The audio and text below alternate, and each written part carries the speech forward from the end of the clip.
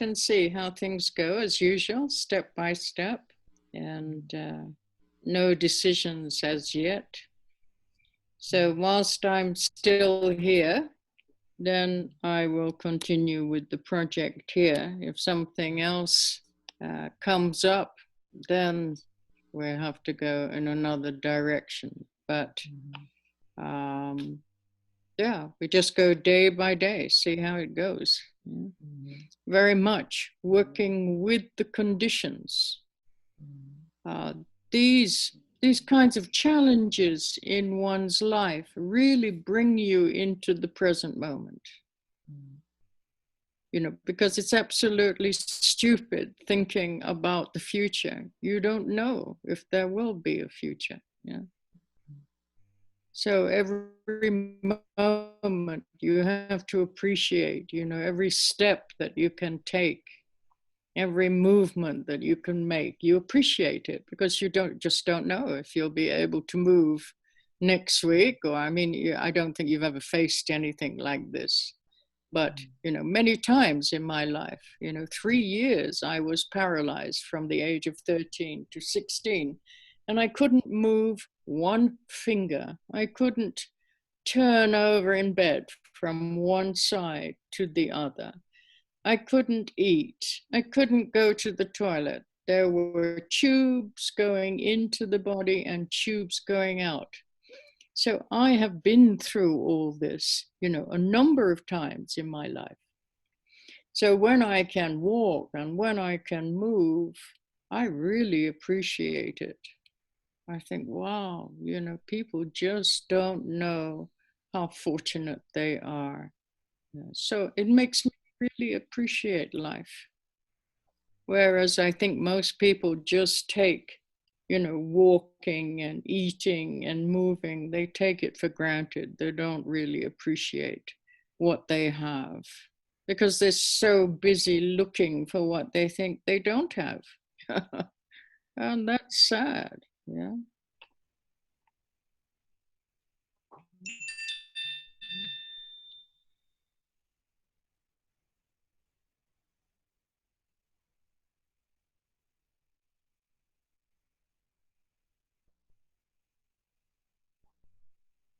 Esses ensinamentos, né, que estamos abordando, eles são extremamente profundos, e eu sempre procuro destacar para vocês que cada momento ele deve ser aproveitado. Cada momento é sagrado, é uma grande bênção nas nossas vidas, porque nós não sabemos o que pode acontecer no momento seguinte. Nós não sabemos se estaremos vivos no momento seguinte, não sabemos se pode acontecer alguma coisa que transforme completamente as nossas vidas. E eu falo isso, né, com muita convicção, porque, em especial, não só por eu já ter passado por essas cirurgias, mas dos 13 aos 16 anos, durante 3 anos eu fiquei completamente paralisada. Completamente paralisada. Eu não podia me mover, não podia virar o pescoço, não podia comer, não podia ir ao banheiro, não podia me levantar, não podia fazer absolutamente nada. Tudo que havia eram tubos entrando e saindo de mim.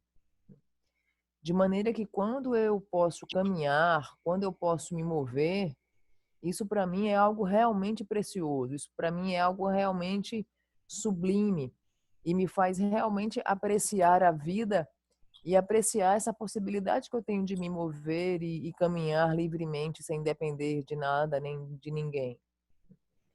E curiosamente, e infelizmente, em geral, as pessoas não apreciam essas pequeníssimas coisas que aparentemente para elas é algo tão trivial, é algo que elas sempre têm mesmo, tá ali mesmo por garantia, que é caminhar, se mover, poder se locomover e realizar as atividades diárias com essa mobilidade. Em geral, eles não apreciam essas pequenas coisas porque ficam completamente perdidos e fascinados nessa corrida desenfreada pela busca do que eles consideram que eles não têm. E isso é muito triste.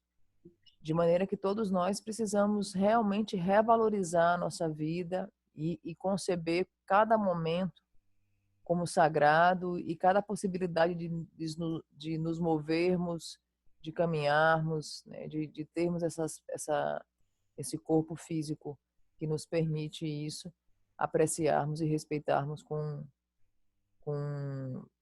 de uma maneira que isso realmente seja elevado e que nós não sejamos consumidos pela busca desenfreada por aquilo que nós não temos, que nós julgamos não ter. It's interesting. We seem to look for the reasons why we can't be happy. You know, I can't be happy because, you know, the dog is barking all the time, because my husband, because the house is not the way I want it, because of this, because of that. I can't be happy, can't be happy, can't be. You know, we are sabotaging our happiness because we're always looking for reasons why we can't be happy. Whereas, you know, the simple things of just being able to eat, walk, see, hear. You know, there's such joy in this simplicity, but we don't see it because we've told ourselves we can't be happy because, yeah.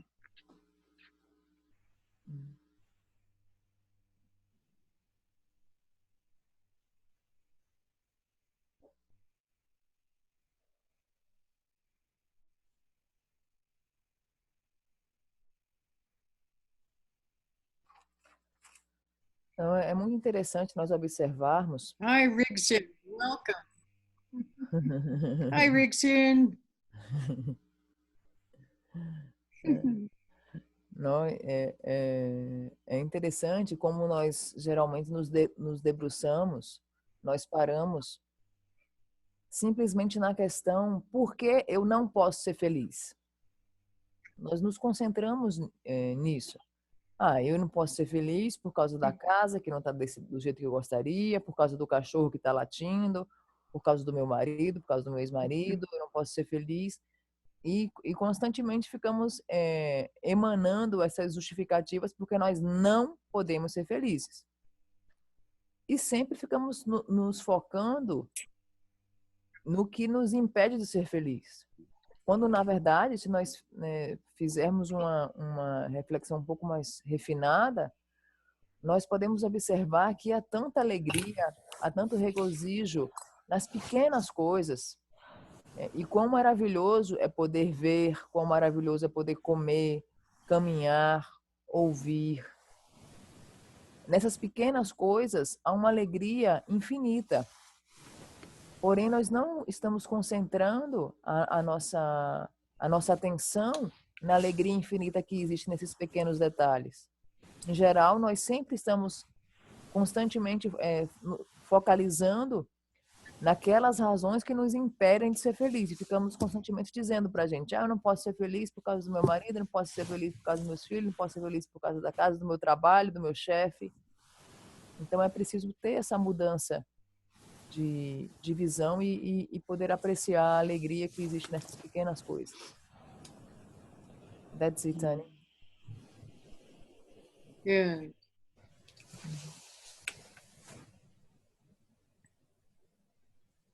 There's so much to be joyful about. We just have to shift our perception, shift our attitudes. Instead of looking for the negative things, we need to look for the positive things. Our focus needs to change more. But even, you know, when we look at the news, you know, if we pick up the newspaper or we listen to the news on the television, it always focuses on it never really focuses on the positive things that are happening every day. And so we have this habit now of always looking for the negative instead of the positive. So then your perception begins to, see things in a different way. You have a filter on your perception that sees things more and more in a negative way. You look for the negative aspect instead of the positive aspect. It's not healthy.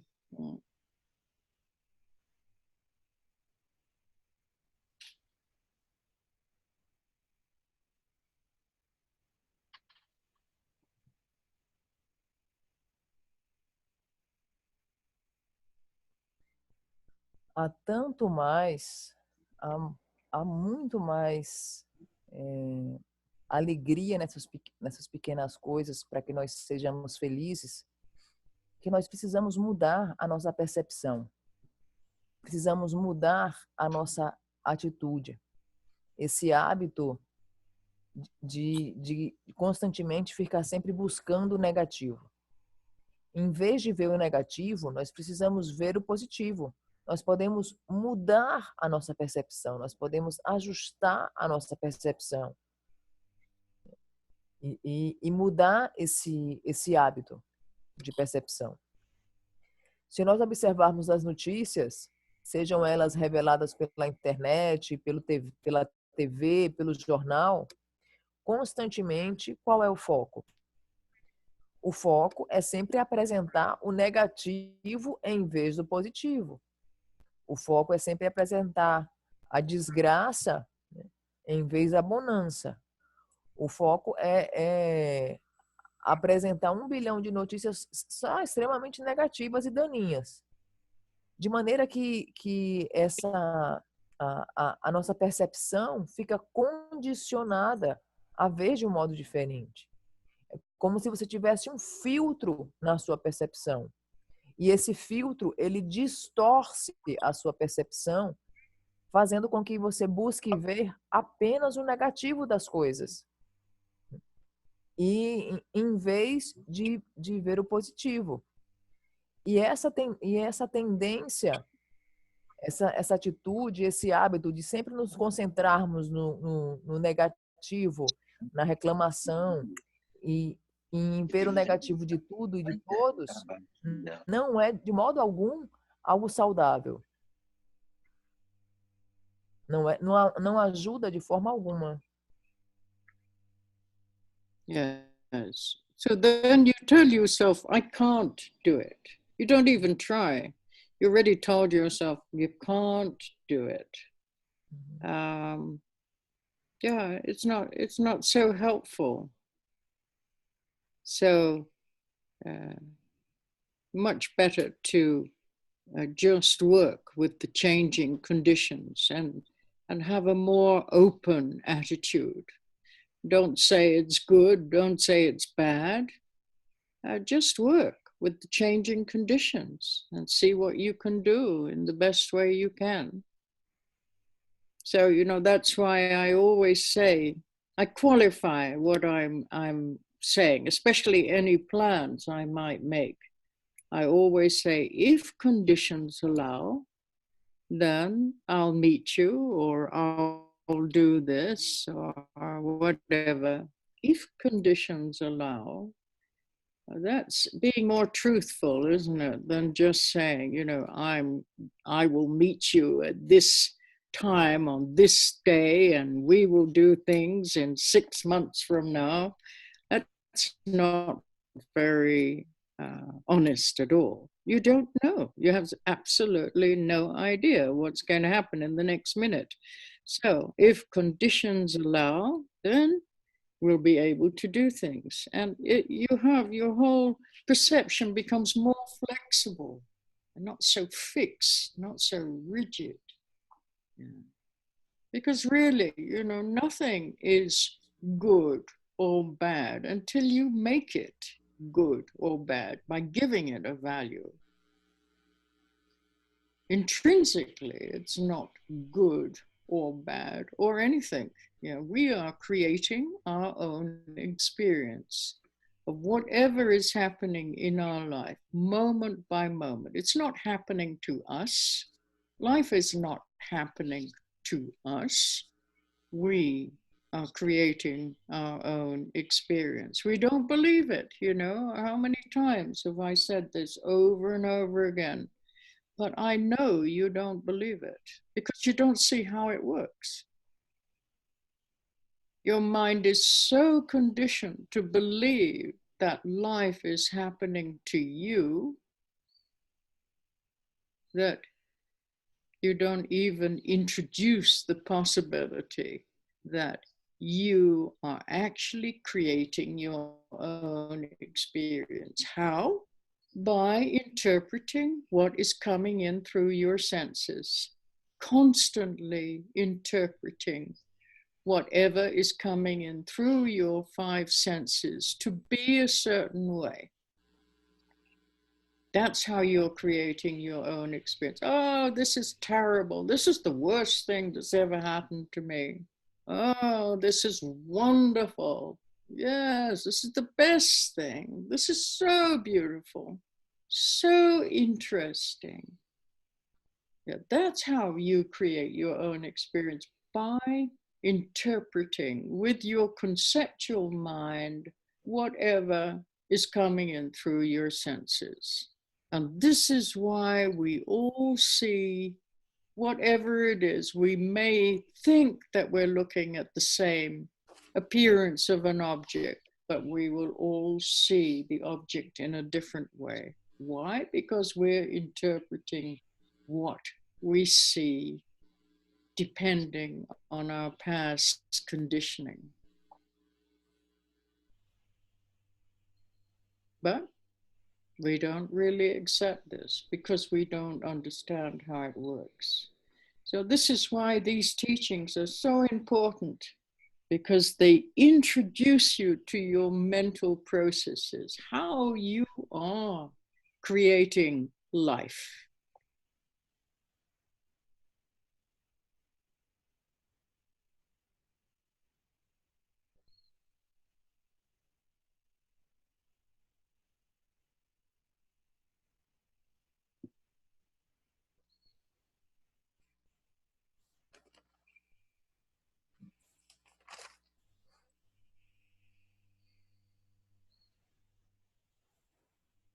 Então, retomando, né, você tem um filtro na sua percepção que você busca sempre ver o negativo, em vez de ver o positivo. E ter essa tendência não é nada saudável. E aí você diz para si mesmo, mas eu não consigo mudar, eu sou assim mesmo, eu não vou mudar. E você diz isso sem sequer tentar buscar ver de outro modo. É muito melhor, é muito mais sábio, inteligente, arrojado, é muito mais, ajuda infinitamente mais você ajustar o seu modo de ver do que continuar nesse hábito antigo de só ver o lado negativo das coisas. É muito melhor você ajustar esse modo de ver em que você é capaz de ver de maneira muito mais ampla, panorâmica, quando você se dispõe a trabalhar com a mudança das condições, de instante a instante que acontece na sua vida. Não julgue como bom ou ruim. Não julgue, não atribua valor quando algo acontecer. Né? Não julgue como bom ou ruim. Eu sempre digo constantemente para as pessoas, eu faço um ajuste na minha linguagem. Qual é esse ajuste? Quando eu vou falar para as pessoas, eu digo assim: se as condições permitirem, eu vou te ver amanhã. Se as condições permitirem, eu vou realizar algo daqui a 6 meses. Se as condições permitirem, vamos nos encontrar em tal data.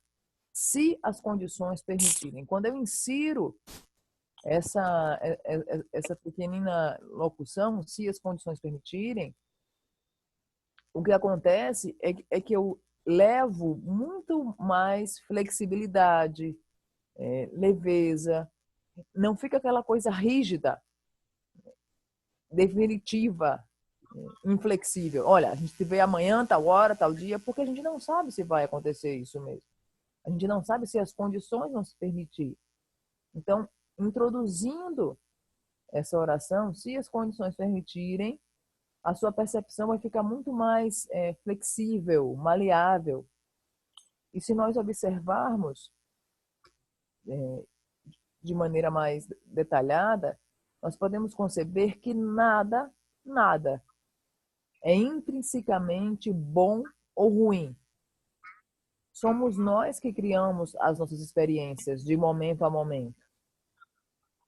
Mas nós não concebemos isso como sendo possível, porque nós julgamos, nós consideramos que a vida acontece para nós.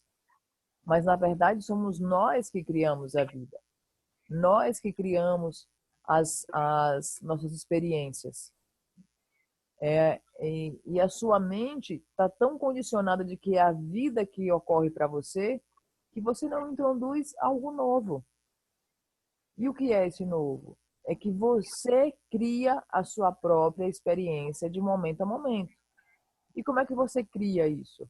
Através das interpretações daquilo que constantemente entra pelos seus cinco sentidos.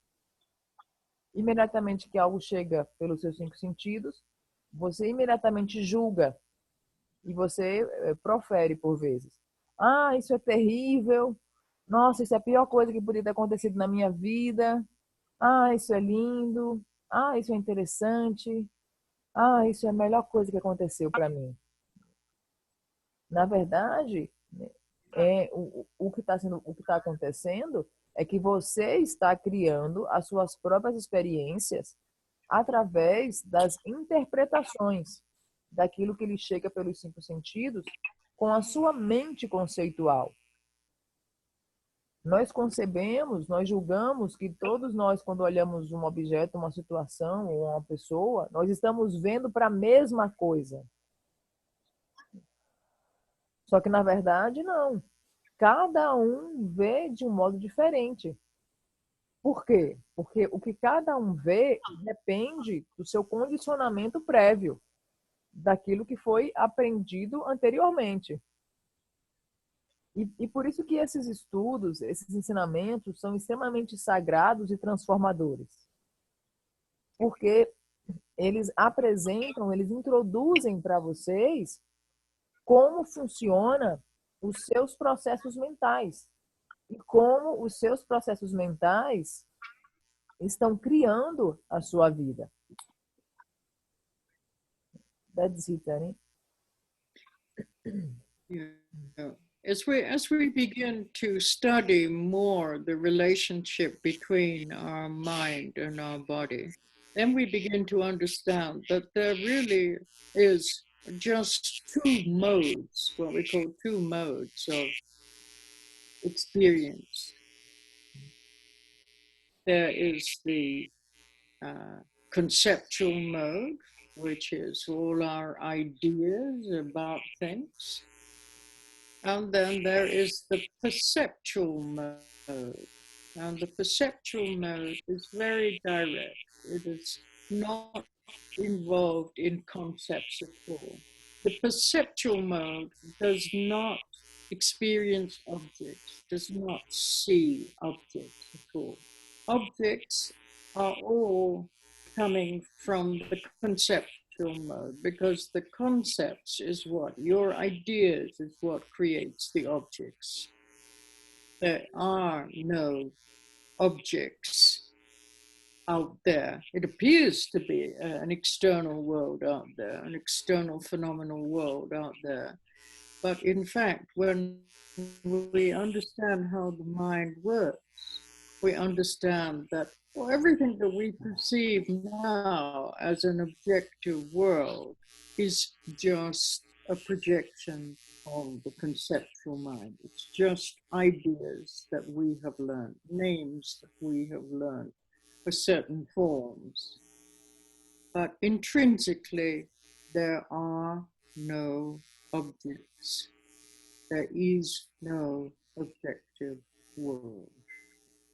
And that's another thing that is so hard to digest because it means such a shift in our perception, the way we see things. Because now, when you look, it looks like everything really exists from its own side out there, independent of your perception, independent of your own mental processes.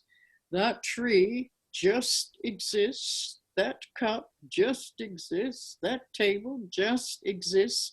But when you begin to investigate how the mind works, you begin to understand how these mental processes bring all these different psychological conditions together. And then what appears to be an object, that's what we see. The appearance of an object it's not really an object out there, but it appears to be. It's like magic, you know. When we look at a magician do his tricks, it really looks like he's really, making that rabbit come out of the hat, or he's cutting that woman in two pieces. It appears to be real, but when we know how the trick works, then we understand, no, it's just an illusion. It's a very clever illusion. Many conditions coming together that make the appearance a certain way.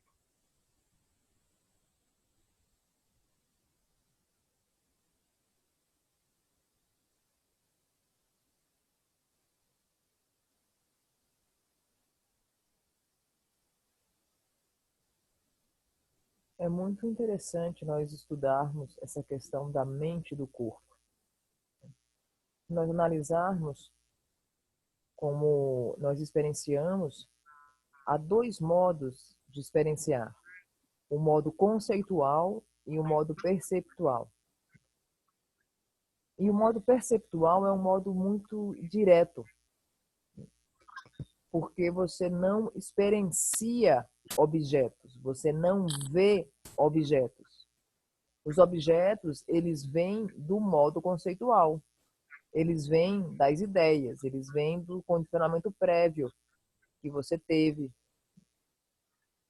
Porque, na verdade, não existe o mundo dos fenômenos lá fora. Não existe um mundo objetivo lá fora. Na verdade, parece existir, aparenta existir. O que nós concebemos como mundo dos fenômenos, ou mundo objetivo, nada mais são do que meros conceitos, meros nomes que nós atribuímos para certas formas. Mas, de fato, não existe objeto e não existe mundo objetivo. E não existe mundo dos fenômenos lá fora. Só que nós precisamos fazer um ajuste na nossa percepção. E essa ideia é muito inovadora. E, no primeiro momento, nós buscamos rechaçar essa ideia. Não, mas não é assim que acontece. Mas, na verdade, não existe objeto, não existe mundo objetivo. Mas nós precisamos fazer um ajuste na nossa percepção. Porque atualmente nós enxergamos de maneira distorcida. Nós olhamos para algo, olhamos para um objeto e nós concebemos que aquilo existe independentemente da nossa percepção, independentemente da nossa interpretação, independentemente de causas e condições psicológicas que se reuniram naquele momento. Nós achamos que aquilo é um objeto independentemente de qualquer coisa. Nós simplesmente nomeamos, rotulamos. Isso é uma mesa, isso é uma cadeira. Nós simplesmente atribuímos nomes e concebemos como objetos. Porém, quando você começa a estudar os processos mentais, quando você começa a estudar como é que a mente funciona, como é que as condições psicológicas se reúnem para que um objeto pareça ser de determinada forma, Quando você começa a entender isso e a estudar isso, você é capaz de fazer esse ajuste na sua percepção e não ver aquilo como objeto, mas vemos aquilo como aquilo parece ser ter aquela determinada forma. Ele é uma aparência. E quando nós estudamos os processos mentais e como a mente funciona para criar essas aparências, isso é comparado à mágica. Quando o mago retira o coelho da cartola, ou quando ele parte a mulher no meio, né, nós, né, vemos aquela mágica e achamos que ele está partindo a mulher ao meio. A partir do momento em que você estuda o truque e você sabe como o truque funciona, você não é mais iludido por aquele truque. Você não é mais enganado por aquele truque, concebendo aquele truque como algo real, como realmente o mágico conseguiu tirar o coelho da cartola ou conseguiu partir a mulher ao meio. Você não é mais iludido. Por quê? Porque você é capaz de ver quais foram as condições as condições psicológicas que se reuniram num dado momento para que aquele objeto parecesse ser de certo modo. That's it, Tani. Okay. So I said that we would try and finish the 7-point mind training this week. Well, let's see how it goes. I don't know. Maybe we will, maybe we won't. There's still quite a few ideas that I would like to present or to clarify. And anybody have any questions relating to last week, their practice or their study on the different topics that I introduced? Anybody wants to give me some feedback, please? Most welcome. Just keep it short, please, not long stories that are going to go on for half an hour. Yeah. Como eu mencionei para vocês anteriormente, eu pretendo finalizar os 7 pontos do treinamento da mente hoje. Há ainda alguns tópicos a serem abordados. Mas antes de prosseguir, eu gostaria, por gentileza, que se alguém tiver alguma pergunta a respeito do que foi passado na semana passada, se alguém gostaria de apresentar algum feedback, algum comentário a respeito de como foi a sua semana com a prática de Tonglen e com as orientações que a Anne passou na semana passada. E por gentileza, as perguntas e os comentários, se vocês puderem fazer de maneira breve, para que não fique meia hora a pessoa falando para depois, né, ser traduzido, eu agradeço. Então, comentários breves, perguntas breves, objetivas. Alguém gostaria de se manifestar, por gentileza? Pode falar? Bettina wants to talk. Então, Hi, Bettina. hi, Annie, how are you?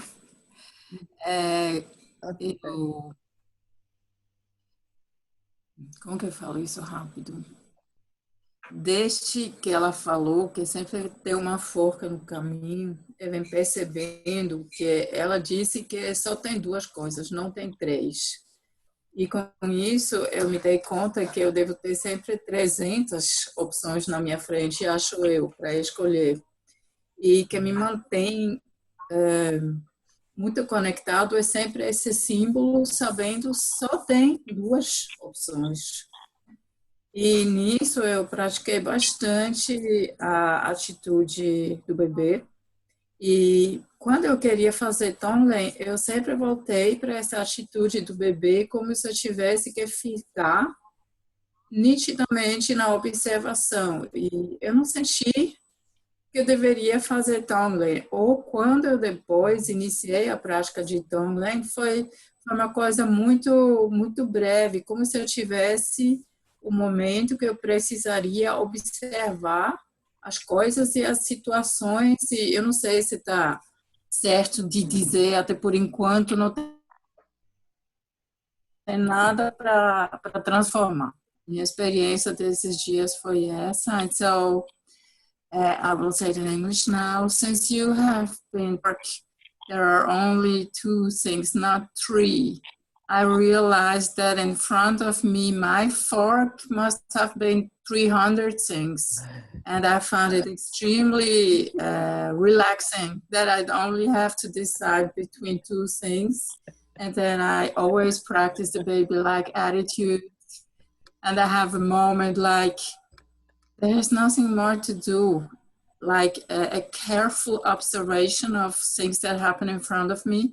And I never felt the urge to practice Tonglen. Or when I did it, it was a very short instance but I'm still in this baby-like attitude. And my question is if I'm somehow stuck, that I cannot get along with Tonglen. No, Tonglen is really working with relative truth, whereas the baby-like attitude is just, that's it. If you can rest in that baby-like attitude naturally, without forcing, without fabricating, then that's it. You don't need to be anywhere else. But for many people, they can't do that. They get lost in their mental fabrication. So then we're using mental fabrication. With Tonglen, we're using mental fabrication to go beyond mental fabrication. Because we can't see how we are fabricating our experience of what we think is good and what we think is bad. So here we're actually using it. We're breathing in what we consider to be negative, and we're breathing out what we consider to be positive. Both is fabrication, isn't it? Yeah. So, but we're so fixed on certain ideas that we don't go beyond these ideas. So, if you can keep applying the baby-like attitude, it just opens more and more. Your vision becomes more and more spacious. Natural awareness begins to reveal itself more and more. You don't have to do anything. You don't have to change anything. Longchenpa, the great master Longchenpa, he said something that has always been with me most of my life. He said, since everything is just an apparition is an illusion, yes? Since everything is just an apparition, having nothing to do, I have to remember, since everything is just an apparition, perfect in being what it is, having nothing to do with good or bad, acceptance or rejection, one might well burst out in laughter. One can just laugh. You don't have to be so serious about everything. And that was one of the greatest masters of the Tibetan tradition. And just that short 4 lines, fantastic. The more you contemplate those 4 lines, it helps you to see in a different way. Yeah, this was exactly what I felt when I practiced the baby-like attitude. I always come to the result, there is nothing to change here. It was simply the way.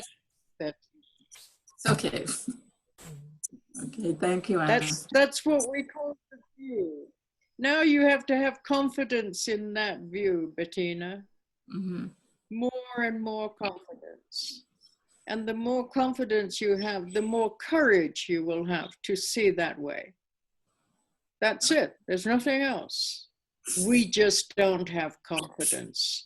And because we don't have confidence, we don't have courage to see that way.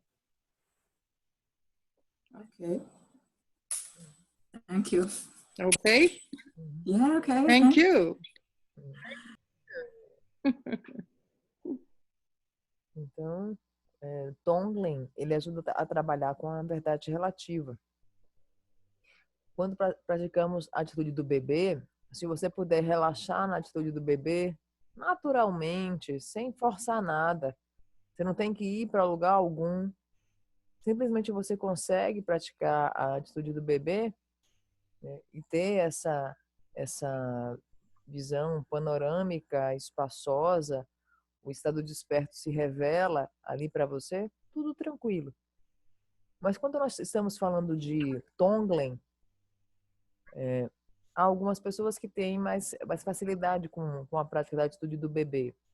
Mas, por vezes, a maioria das pessoas, assim que elas veem algo, se identificam com algo, elas começam a fabricar mentalmente e acreditam que aquilo é daquele jeito mesmo, como sendo algo muito fixo, né? Algo estático.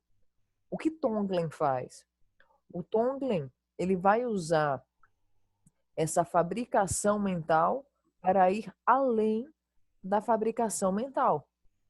Com a prática de Tonglen, nós inalamos aquilo que consideramos negativo e exalamos o positivo. Só que nós sabemos que ambos é fabricado. E essa prática, ela justamente nos ajuda a trabalhar com essa fabricação mental, porque nós somos muito fixos nas nossas ideias. Nós somos muito apregoados com as nossas opiniões e nossas ideias, e nós não mudamos, achamos que aquilo é daquele jeito mesmo. E Tonglen permite essa transformação da nossa fabricação mental. E quando nós aplicamos a atitude do bebê, e isso passa a se tornar algo profundamente natural, a atitude do bebê nos permite ter a visão de um modo muito mais espaçoso, amplo, panorâmico, porque o estado desperto, a consciência, ela se revela, vai se revelando mais e mais. E o que você tem que fazer, Betina, é confiar nisso.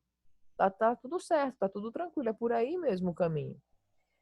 Eu gostaria de citar um trecho do ensinamento de Longchenpa, um grande mestre, em que ele apresenta a frase mais ou menos dessa forma. Ele diz assim: uma vez que tudo é uma aparição, uma ilusão, perfeita em ser exatamente do jeito que ela é, não tem nada de bom ou ruim. Não tem nada de encantador ou desprezível. Então, nós podemos simplesmente, diante dela, dar uma boa risada. Então, ele tinha esse ensinamento, né, para oferecer. E a gente precisa aprender a ser menos sério, menos rígido, menos tenso. A gente tem que dar mais risada mesmo diante das coisas e não meramente ficarmos julgando, né, de maneira categórica e aprisionadora. E quando você mencionou, Bettina, que você está, né, simplesmente praticando a atitude do bebê e você está tendo essa clareza, é o que nós chamamos de visão. E o que você precisa fazer é ter mais e mais confiança nessa visão. Porque quanto mais confiança você tiver, mais coragem você vai ter para ver desse modo e ver novamente. E, em geral, nós não temos essa coragem, esse arrojo, essa bravura para ver desse modo, porque nós não temos a confiança. Mas você está no caminho certo, tudo bem. É por aí mesmo. Muito obrigada pela sua participação. Alguém mais, pessoal, gostaria de fazer comentários breves ou perguntas breves? Let me see here. The other page.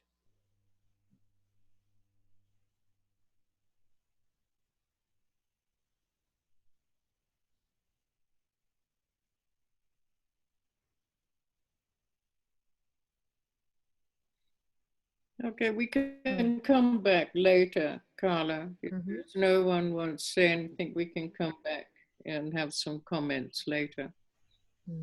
There's a lot to get through today, so we can continue. Ok. Então, nós voltaremos para perguntas e comentários posteriormente. Ainda temos muito o que estudar hoje. Mas depois Anne abrirá espaço para questões e comentários. Okay, so I'll just repeat a little bit about what I think I finished with last week.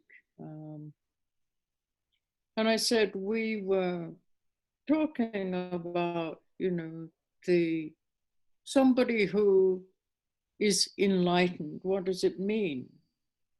And it means that that person's mind has gone beyond confusion, gone beyond delusion. Beyond means beyond this idea, this dualistic idea of samsara and nirvana. Because how can we have something like nirvana, which is considered to be something beautiful, and samsara, which is considered to be ugly? How can you have that in enlightened vision? You can't. Yeah. Everything that we perceive now is our own view. If we think something is ugly, it's because we think that it's ugly. That's how we perceive it. Yeah? It doesn't really exist this way. So this whole path is very sophisticated. It's about your view. It's about the way you see the phenomenal world. It's not a belief system. It's not a religion. It's about perception, how we see and why we see things in certain ways. So there are people like us who may not be enlightened yet on a relative level. But we all have Buddha nature. And that is within us all. And that Buddha nature is perfect. It's always perfect. There's nothing missing. It's always awake. It's always perfect.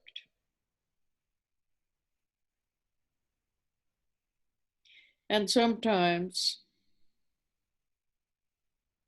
it might manifest through our devotion. You know, when we have devotion in our lives, sometimes it manifests, a different way of seeing manifests. And then when this devotion comes, then we will see this person called Siddhartha as an enlightened being.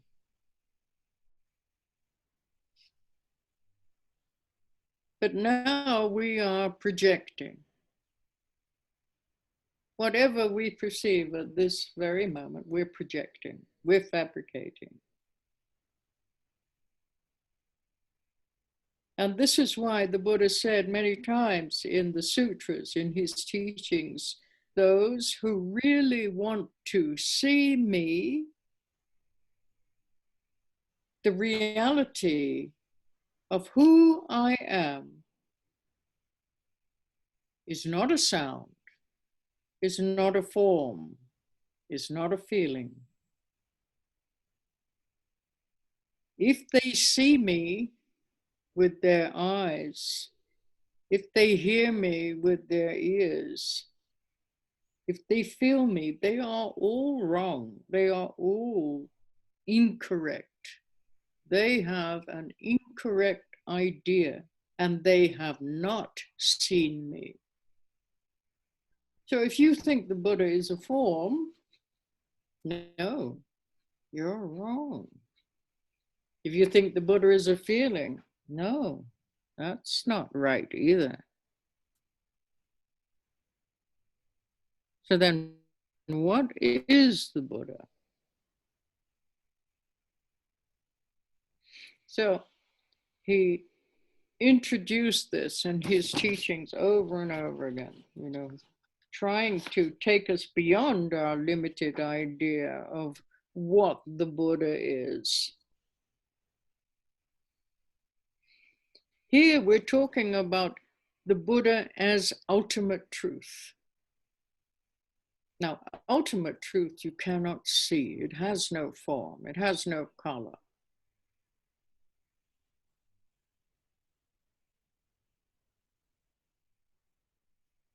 The Buddha did not want statues made of the Buddha. And during his lifetime, he kept saying, no, no statues, not necessary. No, you can't limit the Buddha to a form. But because we like support, then, it's nice to look at a Buddha. It's nice to buy a Buddha. It's nice to have a Buddha on your altar. It helps to remind you that actually the Buddha has no form, that the Buddha is in your heart.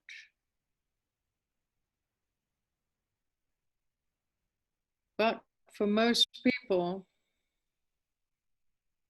they still think the Buddha is a person who lived 2,600 years ago and who died and went into parinirvana.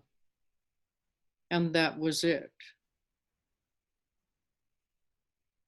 They don't really have confidence in Buddha nature, that each and every being has Buddha nature. In Asia, we're going to study this next. We're studying the different, what we call the different yanas, or the different vehicles or different approaches to Buddhism. So in Thailand and Burma and Sri Lanka and most of the countries that practice Theravada Buddhism, then you don't hear them talk about Buddha nature. Buddha nature is really an idea that comes with Mahayana and Vajrayana. So the Buddha is seen in those countries in Asia as this being who was born into a royal family, and then he went through this process of enlightenment, and then he reached full illumination, and then went into parinirvana, and nobody else can reach that same state of illumination. It's kind of a one-off. But when we look at the Mahayana approach or the Vajrayana approach, then we are all Buddhas, and we are all Buddhas right now. We just don't recognize this awakened quality within our own heart. We don't see it. But we all have that potential as human beings to realize our own nature. And when we fully realize our own nature, then we are Kala the Buddha, we are Gao the Buddha, we are Claudio the Buddha, Denise the Buddha, everyone's a Buddha, yeah? So, when we say the Buddha, Shakyamuni the Buddha, it's a title, not a person, it's a title. It's a title given to any being that is fully awake to their own nature, that no longer the mind is seduced by illusion, or delusion. The mind totally rests in that fully awake way of seeing.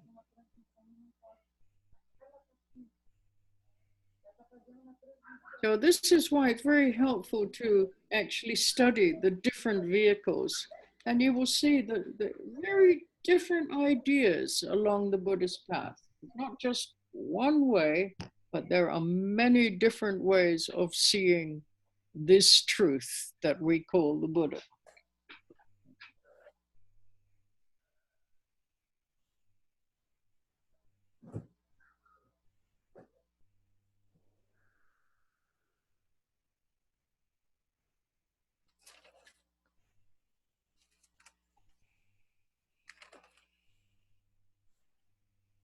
Eu só vou repetir um pouco o que eu falei a semana passada a respeito do que significa ser um iluminado. O que é ser iluminado? Quando nós dizemos um iluminado, significa que a mente do iluminado foi além da confusão. A mente do iluminado foi além da delusão, do delírio. A mente do iluminado foi além da confusão e do delírio. E a mente do iluminado, ela foi além da visão dualista de samsara e nirvana. De maneira que a mente iluminada, ela não vê samsara como algo feio e nirvana como algo belo, como geralmente são os atributos lançados para samsara e nirvana. Ela não vê isso porque ela está além disso. Se nós julgamos algo belo ou feio, isso é apenas a sua visão. E quando nós estamos tratando de budismo, não é religião. Quando nós tratamos de budismo. Budismo não é religião. Não é uma crença, não é fé cega. Quando nós tratamos de budismo, o budismo é o estudo sobre a percepção, sobre como nós vemos a vida.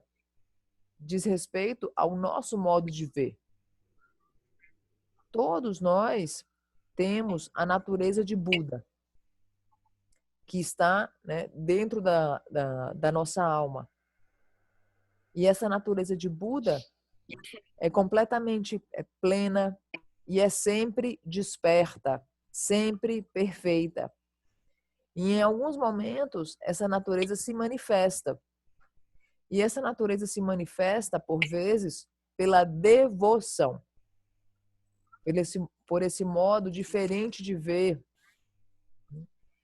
E essa devoção vem, por exemplo, em como nós nos relacionamos com a pessoa chamada Siddhartha Gautama, como um iluminado. Mas quando nós concebemos Siddhartha como iluminado, isso também é uma fabricação. Porque Siddhartha, né, o chamado Siddhartha, o Buda, ele proferiu inúmeros ensinamentos e, em especial, ele ensinava sobre o que é o Buda e a realidade de quem eu sou. Buda não é um som, Buda não é uma forma, Buda não é uma sensação. Quem diz que viu o Buda, ou ouviu o Buda, ou sentiu o Buda, eles estão errados, porque eles não me viram. Se você acha que Buda é uma forma, você está errado. Se você acha que Buda é uma sensação, você também está equivocado, porque é algo além disso.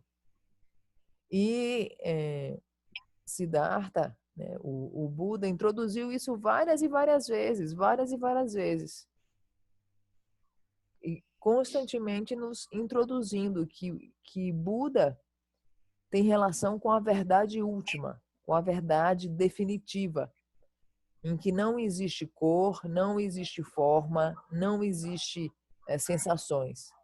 Inclusive, Buda não queria estátuas de Buda, porque uma estátua de Buda põe uma forma extremamente limitada em algo que não tem forma. Você não pode limitar Buda a uma estátua. Mas porque nós sempre gostamos de um suporte, né? Sempre um apoiozinho é bem-vindo. É legal ter um Buda. É legal ter um Buda na nossa casa, é legal ter um Buda no nosso altar. Só que o Buda, ele não tem essa forma. Porque o Buda, ele está no seu coração. Mas para a maioria das pessoas, Buda é alguém, né, que viveu há 2.600 anos atrás, percorreu um caminho da iluminação, atingiu a iluminação, morreu e foi para o Paranirvana. De maneira que, para a maioria das pessoas, elas não acreditam na natureza de Buda dentro de si mesmas. Elas não confiam que dentro delas já existe a natureza de Buda. Em alguns países do Oriente, como na Tailândia, na Birmânia, em que se pratica e se difunde muito o budismo da linhagem Theravada, eles costumam não falar sobre a natureza de Buda. Quando se estuda Buda, o Buda é concebido como aquele que nasceu numa família real, percorreu, né, o seu caminho espiritual, alcançou a iluminação, atingiu o Paranirvana, e ninguém mais pode alcançar esse estado de iluminação. Por sua vez, na linhagem Mahayana e Hinayana, o que é introduzido? É introduzido que nós somos Budas. Nós temos a natureza de Buda aqui e agora. Só que nós não nos reconhecemos como essa natureza. Nós não vemos essa potencialidade que há em nós. Mas, para essas linhagens, nós somos Budas agora. Nós precisamos nos conectar com a nossa verdadeira natureza. Nós podemos nos conectar com a verdadeira natureza búdica, que é totalmente desperta.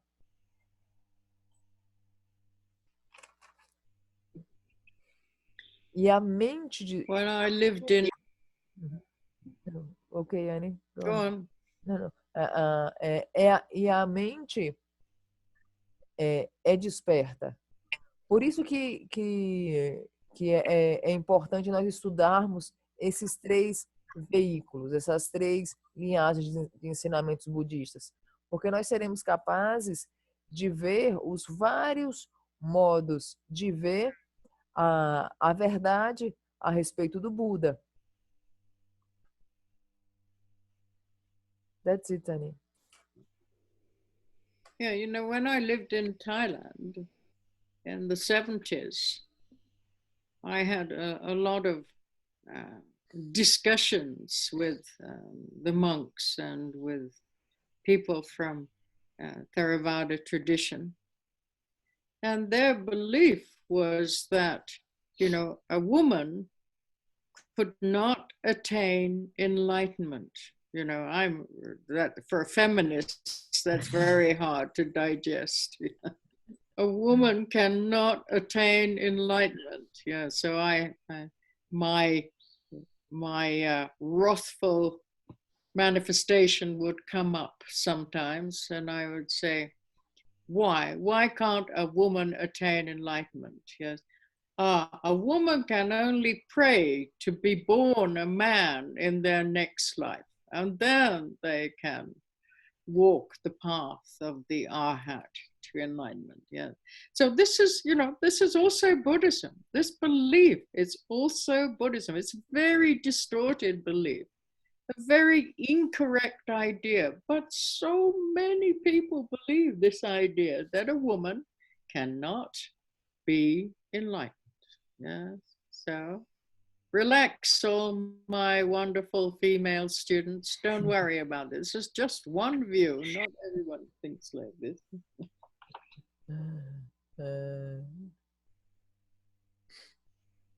Quando eu morei na Tailândia, nos anos 70, eu tinha grandes debates, grandes discussões com os monges e com os praticantes da linhagem Theravada, porque eles acreditavam que uma mulher jamais poderia alcançar a iluminação.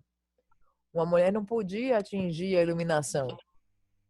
E aí a minha versão irada resplandecia e eu perguntava para eles, né? Eu perguntava para eles, mas me digam, por que uma mulher não pode alcançar a iluminação? E eles diziam, não, a mulher, ela não pode alcançar a iluminação. A única coisa que ela pode fazer é rezar para na próxima existência ela nascer homem e aí ela poder ter as condições de alcançar a iluminação. Então, todas as damas aqui, minhas alunas femininas que estão aqui, né? Fiquem muito tranquilas, porque na verdade é uma visão completamente equivocada, mas é uma visão por vezes seguidas por muitas pessoas. E naquela época eu já tinha uma força mais feminista e a minha face irada se revelava e eu discutia com eles a respeito disso. Mas para eles era isso, a mulher não conseguiria alcançar a iluminação. Mas é apenas uma ideia. E isso também é budismo. Isso também é budismo. Mas é uma visão bem limitada. That's it, hein? Yes. So, you know, it's very helpful to understand the different ways that people understand things. You know, there must be a reason why they think a certain way. So it's no good just saying you're wrong and then that's it, and then cut off everybody who doesn't think the same way as you. That's not going to help at all. But you do have to understand why they think like that. And culturally, women in Buddhism in Asia is a very limited, they have very limited possibility. Even in Thailand, a woman could not take full monastic vows. And that's really downgrading a woman. Because a woman can't be enlightened, then of course she can't take monastic vows. She can take 8 vows. It's a very different way of looking at things. So, instead of criticizing the way that they think, you have to educate people that there are other ways of thinking. Here I am in Thailand. I'm a full monastic. I hold all these 364 vows, and they're saying I don't exist. And I'm saying, but hey, wait a minute, I do exist. Well, I appear to exist anyway. So, and then I have to explain to them, I have to educate them that, okay, maybe in Thailand you don't have this possibility of this monastic ordination, but in China, in Korea, in Japan, in Singapore, in Hong Kong, in many, many countries in Asia, then we have this possibility. There are many fully ordained monastic women. Yeah. So this was hard for them to digest. I was the first woman in Thailand holding a full monastic ordination. And it caused a lot of problems for the Thai, a lot of problems, because I didn't exist. So where are you going to put me?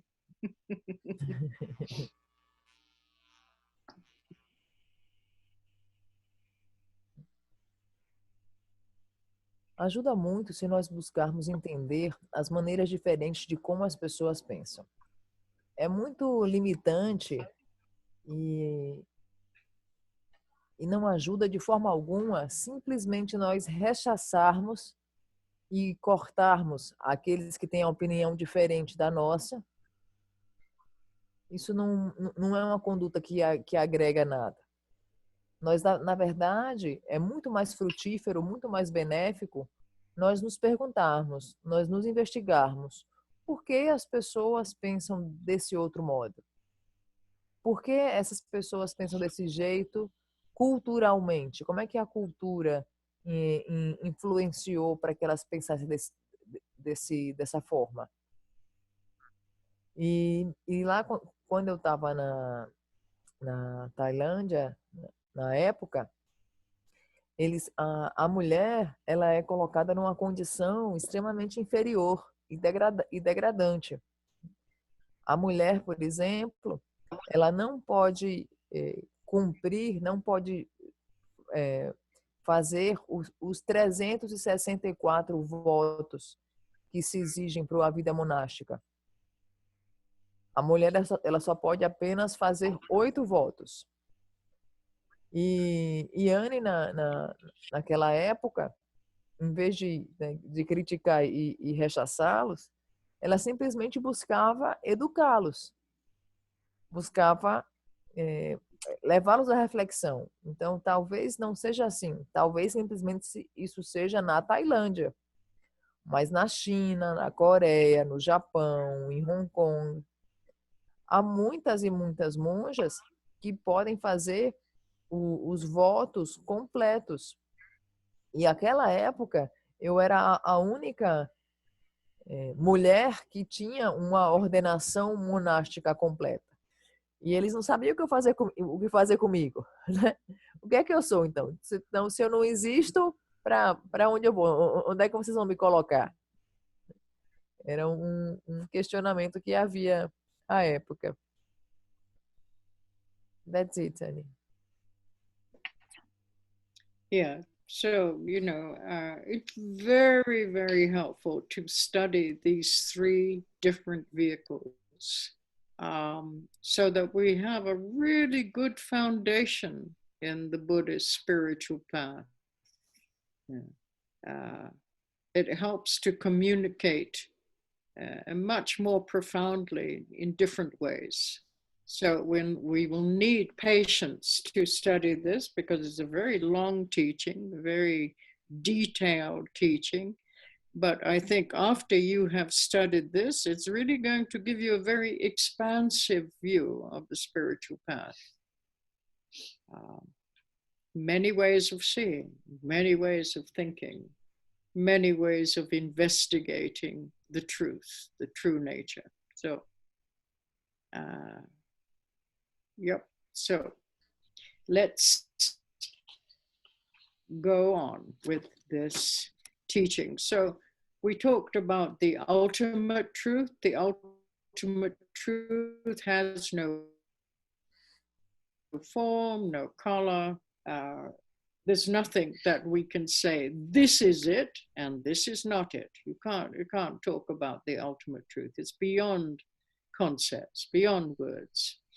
But the relative Buddha, then the relative Buddha, who we call Shakyamuni or Gautama Buddha, then he was a prince. He was born into a royal family, and he was the son of Shuddhana and Mayamaya, and he escaped from the palace one night because he wanted to see the world outside, and his father was afraid that he wouldn't be interested in becoming the next king if he saw the world outside. There had been a prediction that he would become a great sage, and his father was very afraid. He didn't want him to be a sage. He wanted him to rule the region as a prince. So when we hear all these ideas, he was the son of this person, and he was the husband of this person, and he escaped from the palace. This is all based in ideas, isn't it? It is something that our mind can perceive and project. Now, the real Buddha has absolutely no need to escape from anything, because the real Buddha is not stuck anywhere. You know? There's nothing to escape from.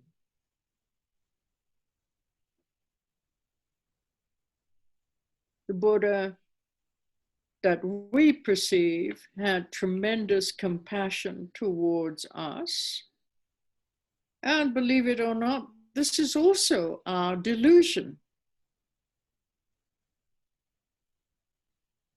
He has compassion towards us. And then we pray to him. And then we get closer and closer to him. And then one day you're so close to him that you realize that he has been your projection all along. And then you get rid of him. Then you can let go of him. You don't need him anymore.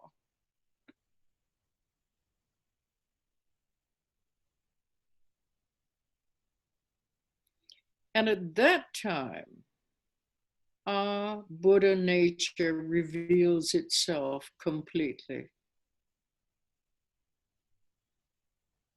And then we see we do not need any ideas about the Buddha. All our ideas are just fabrications, projections. That is not the true meaning of the Buddha.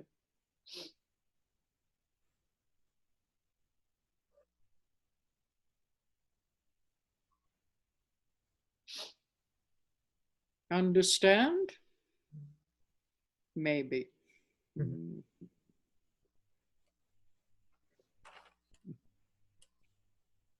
Ajudará muito nós estudarmos os 3 diferentes veículos, as 3 diferentes linhagens, as 3 diferentes abordagens do budismo.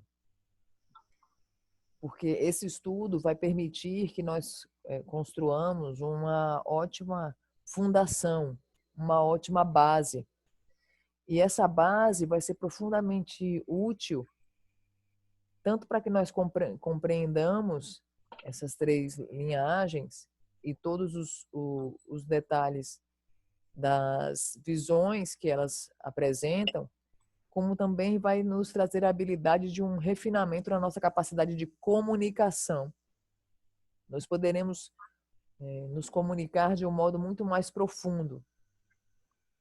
E esses ensinamentos vão te trazer, é um ensinamento que demanda um determinado tempo considerável, é um tempo longo, só que esses ensinamentos eles vão permitir uma visão extremamente panorâmica, uma visão expansiva, e vai apresentar para vocês muitos modos de ver e muitos modos de investigar a verdadeira natureza búdica.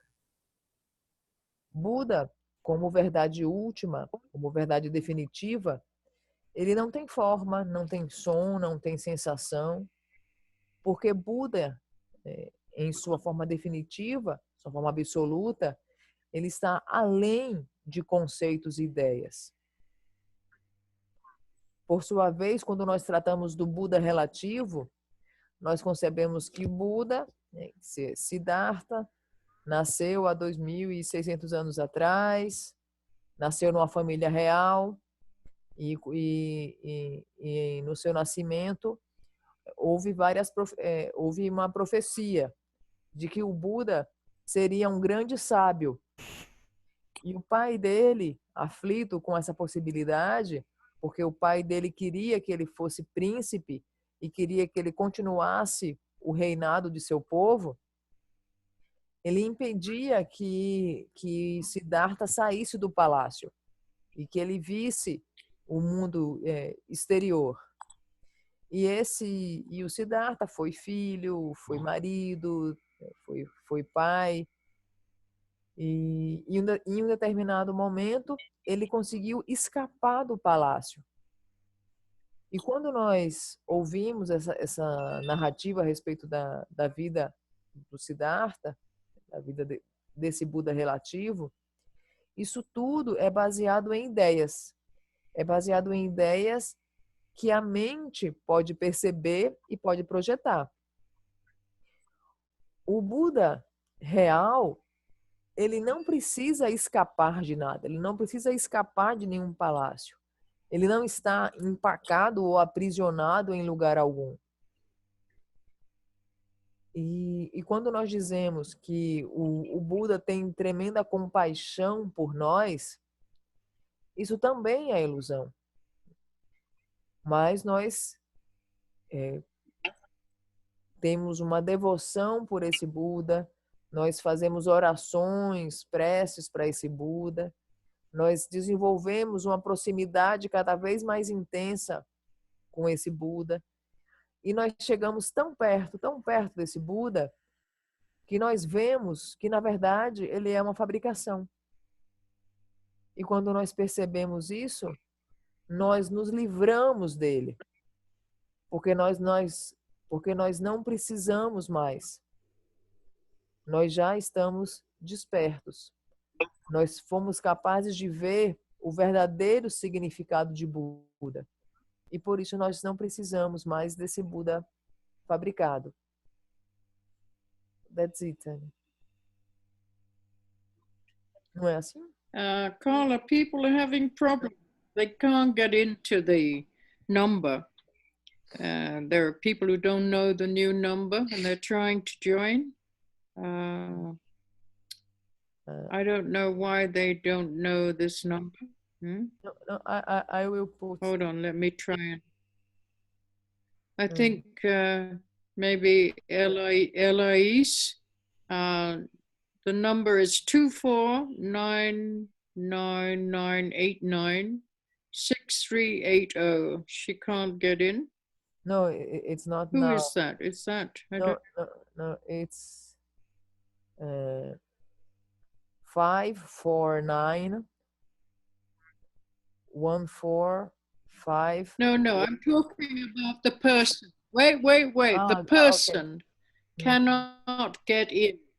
Yes. So the number that is trying to contact me now is 24. Okay. 24999. Listen, Carla, listen. 999896380. Who is that? I don't know. 24999896380. I don't know who it is. Okay. Gal, por favor, coloca uma mensagem no grupo com um novo número, porque eu tô sem internet no meu celular aqui. Grupo Teresina, Carla? Não, no grupo das conferências do Zoom. Tá, vou colocar. Conference.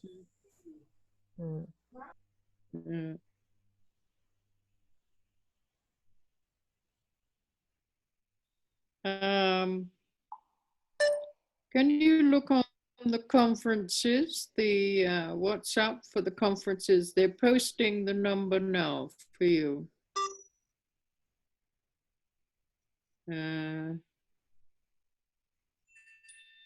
Okay, then. All right, I hope they can get through. Let me just transfer this number if I can. I don't know how anything works here.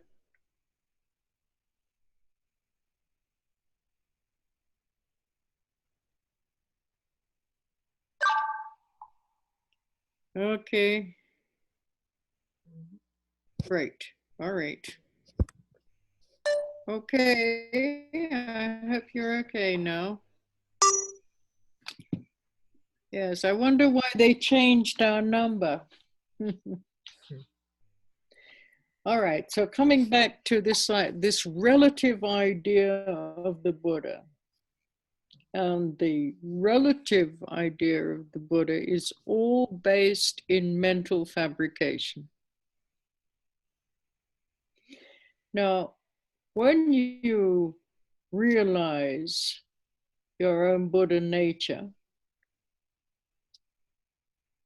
when your Buddha nature reveals itself fully, then you are considered to be enlightened. Now, at that time, you wouldn't look back and you wouldn't think to yourself, where was I, 20 years ago at such and such a time, on such and such a date. You wouldn't ask this question. You wouldn't be able to ask this question because there is no past. Right? There's no idea of time anymore. You are transcended time.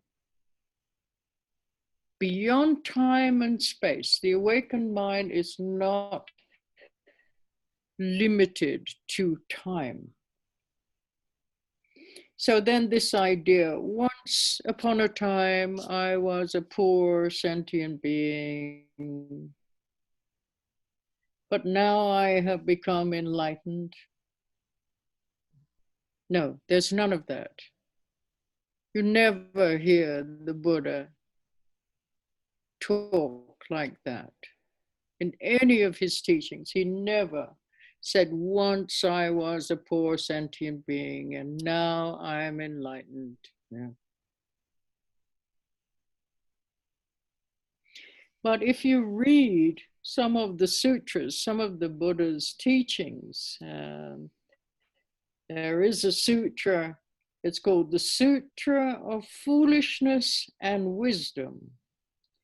And then the Buddha said, once I was a bird, once I was a horse, once I was a king.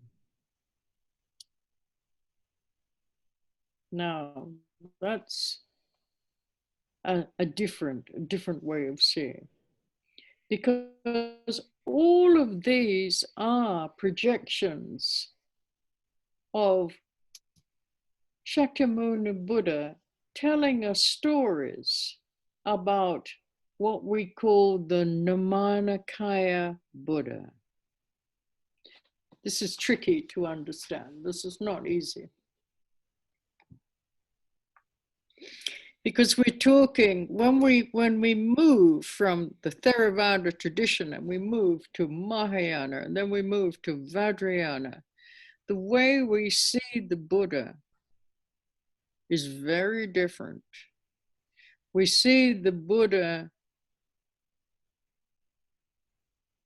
in what we call the three bodies or the three dimensions of the Buddha. We see the body or the dimension of the Dharmakaya, which is the dimension of truth, the formless realm. We see the Buddha in the dimension of the Sambhogakaya. And then we see the Buddha in the Nirmanakaya. And the Nirmanakaya is what we're talking about here, the body of form.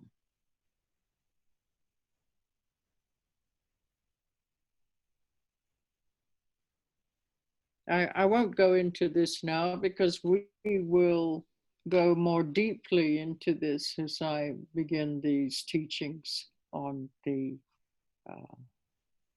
Mahayana and Vajrayana.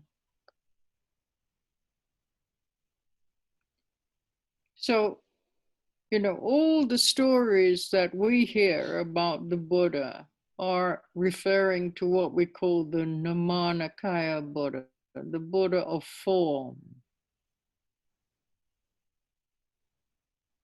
not the ultimate Buddha.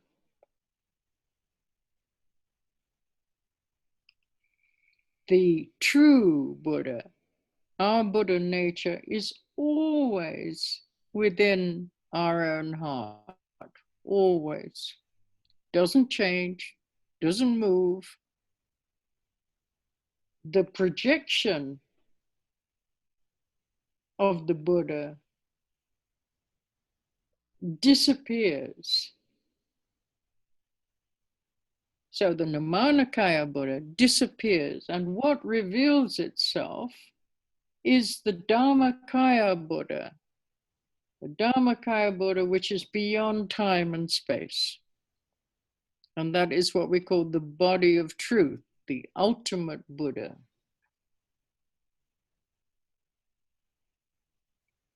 So all these teachers, all these lamas, these tulkus, rinpoches, they are all what we call the Nirmanakaya form, the body, the Buddha in form. The deities that we practice, this is the communication aspect, the Sambhogakaya. Neither form nor formless. It's the communication aspect.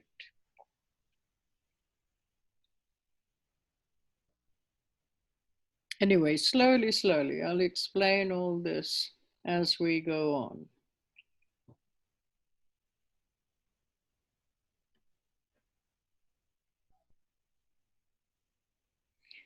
So this projection Buddha that we're working with now is the Nirmanakaya Buddha. And then the true nature of the Buddha manifests in the Sambhogakaya and the Dharmakaya. You know, whatever you want to call it, you don't have to call it that. It's just what it is called to communicate.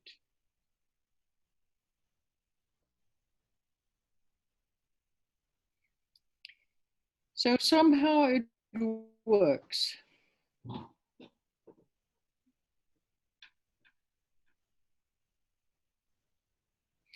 For example,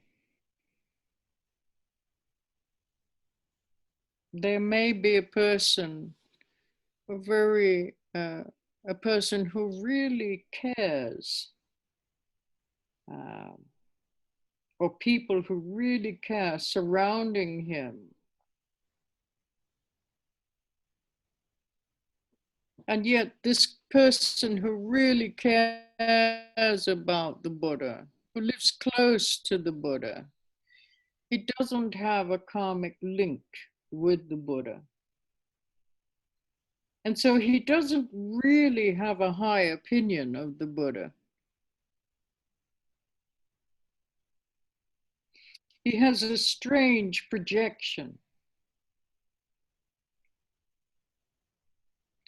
And so then he doesn't see the enlightened qualities of the Buddha. He only sees his projection of the Buddha. If we read stories about the Buddha's life, then his cousin, he had a cousin who was so jealous of him. He thought he was much more enlightened than the Buddha himself. He thought the Buddha didn't know anything. Yeah. So though he lived close to the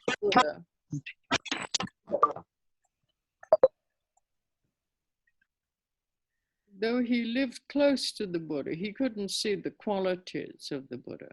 Yeah. So everything depends on karmic connection. And this is where devotion comes in.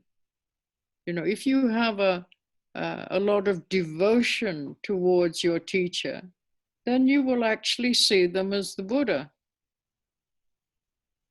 But if you don't have any devotion, then you will just see them as an ordinary, confused being. And you will probably think that you are much more clever and much more enlightened than they are. Yeah. So, you know, this is what we're working with. We're working with the mind that's constantly projecting onto whatever we perceive. believing that whatever we perceive actually exists out there intrinsically. And so then these poor sentient beings exist, and these enlightened beings exist in the way we think they do. Yeah. This is all our projection at this moment. This is what we're working with.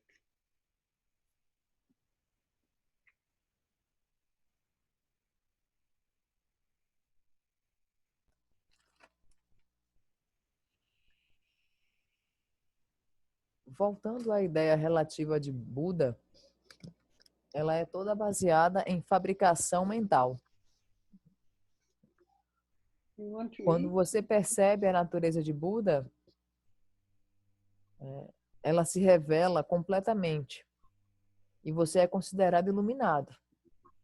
E você não volta para o passado. Você não se questiona onde é que eu estava 30 anos atrás, naquela data, naquele lugar. Você não será capaz de fazer essa pergunta. Porque a verdadeira natureza de Buda, ela transcende o tempo. Não existe passado. A mente iluminada está além de tempo e espaço. Você nunca ouvirá que Buda revelou a seguinte frase: quando eu era um pobre ser senciente lá no passado e hoje eu sou um iluminado. Você nunca vai ver essa narrativa a respeito do Buda.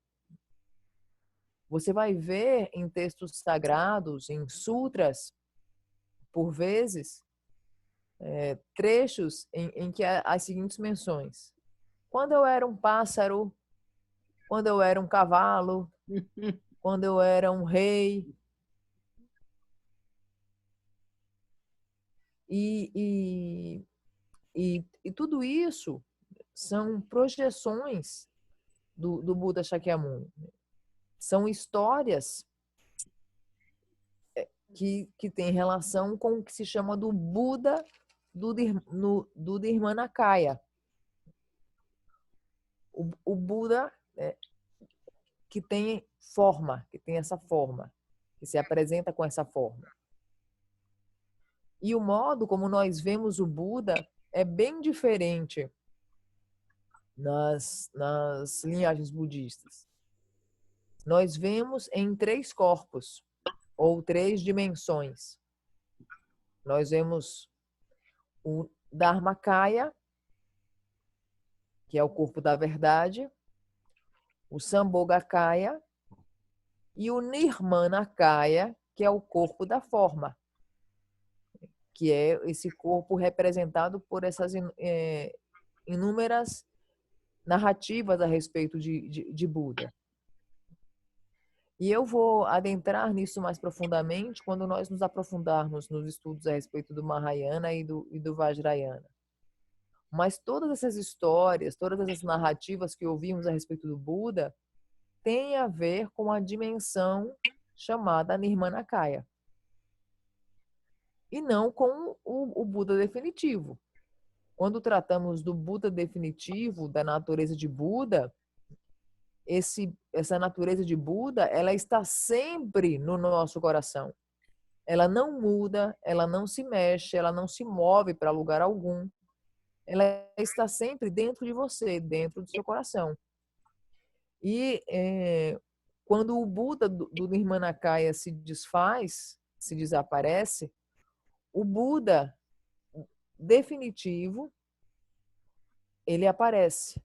O Buda, que é o corpo da verdade. O Buda do Dharmakaya. Todos os lamas, mestres, tulkus, rinpoches, são Budas em forma de. Então, esses Budas são os Budas do Nirmanakaya. Quando nós estudamos as deidades, elas estão relacionadas com a comunicação do Sambhogakaya, porque é a forma na não forma. E esse Buda projetado é o Buda do Himanakaya.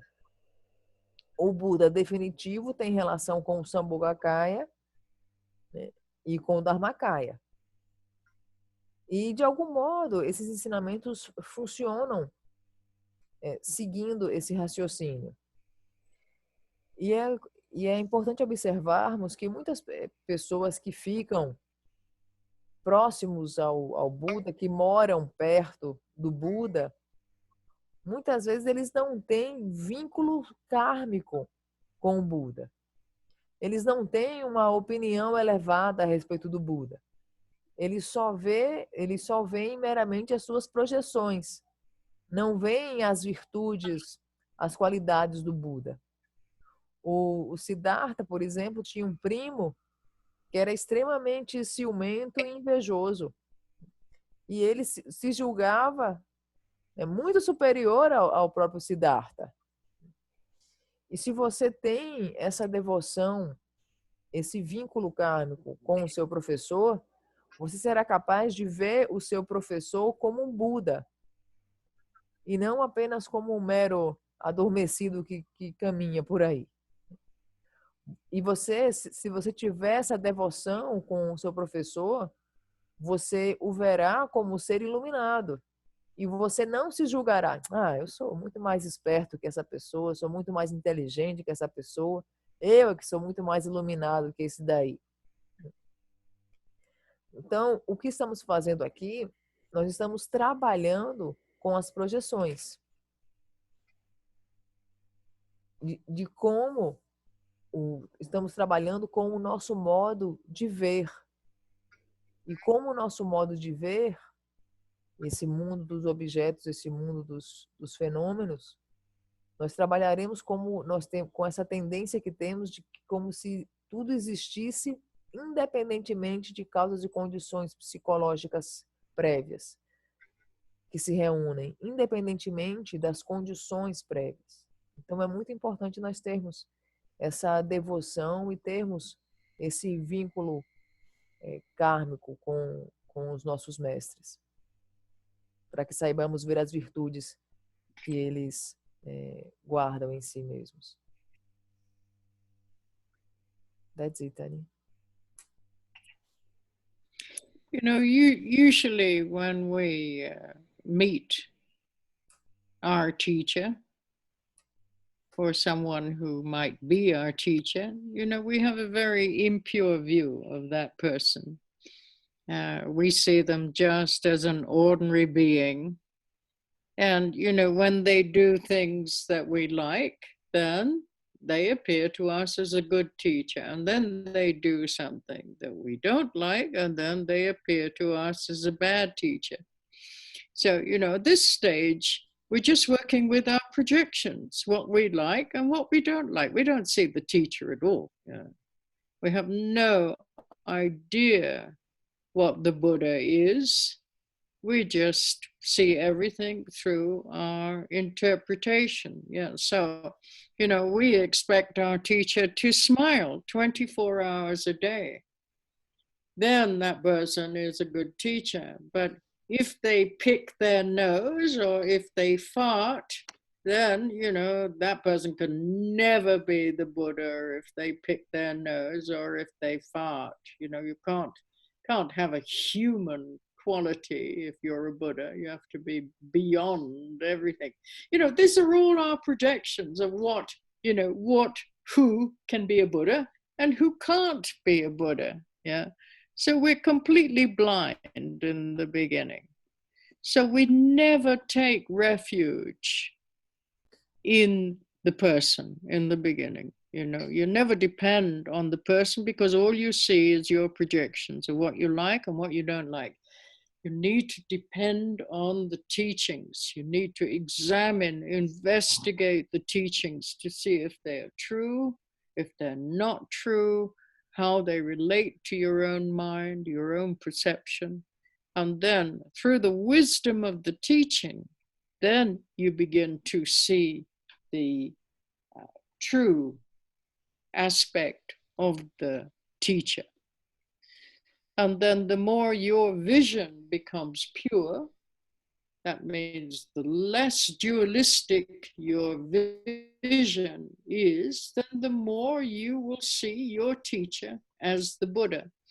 And that doesn't mean to say that your teacher has to be completely enlightened, but you will see them as a Buddha because of your devotion, because of your pure vision. And if you see them as a Buddha, you will receive the blessings of the Buddha. If you see them as an ordinary being, then the blessings that you receive will be very mundane. So everything depends on our perception, how we see, how we relate to the teacher, what we consider to be the teacher, our karmic connection with the teacher. It depends on many conditions.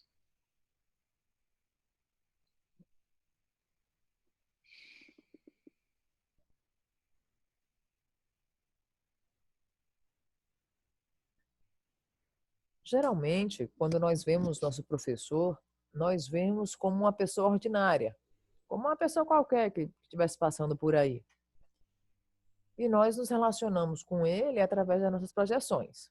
Se o nosso professor faz coisas boas, se passa o dia inteiro sorrindo para nós e nos trata sempre bem, e é sempre amoroso e atencioso, é um professor maravilhoso, que grande mestre.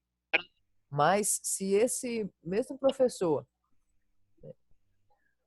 tira a catota do nariz, ou solta pum, ou nos trata com uma certa rispidez, nossa, é o professor dos infernos, né?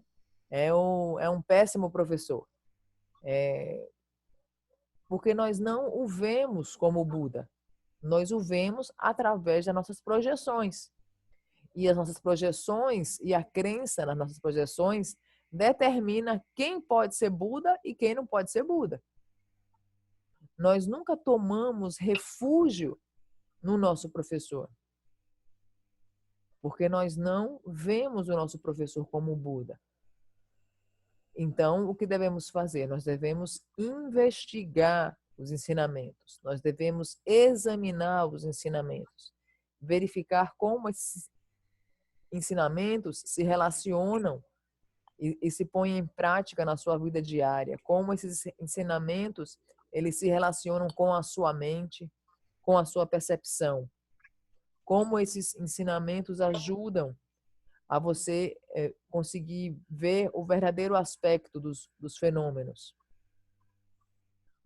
E os ensinamentos e a prática dos ensinamentos vão permitir que você desenvolva a visão pura, que é uma visão cada vez menos e menos dualista, cada vez menos e menos extremada. Porque se você consegue ter essa visão pura e consegue ver o seu professor como um Buda, você vai conseguir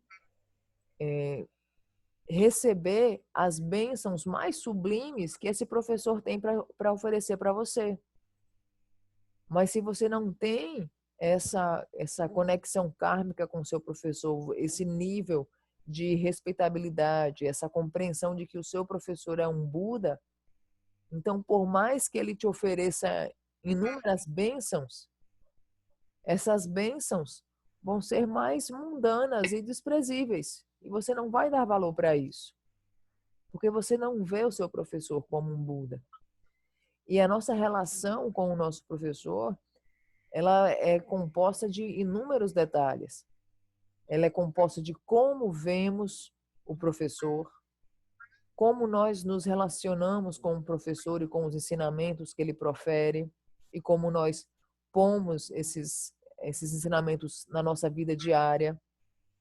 Tem relação com as nossas conexões kármicas, né, que permitem com que nós sejamos capazes de captar os ensinamentos que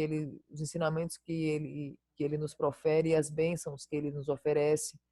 Então, há inúmeros fatores que influenciam na nossa relação com o nosso professor.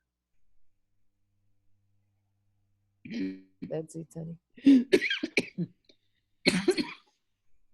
So your teacher really, doesn't have to be someone special.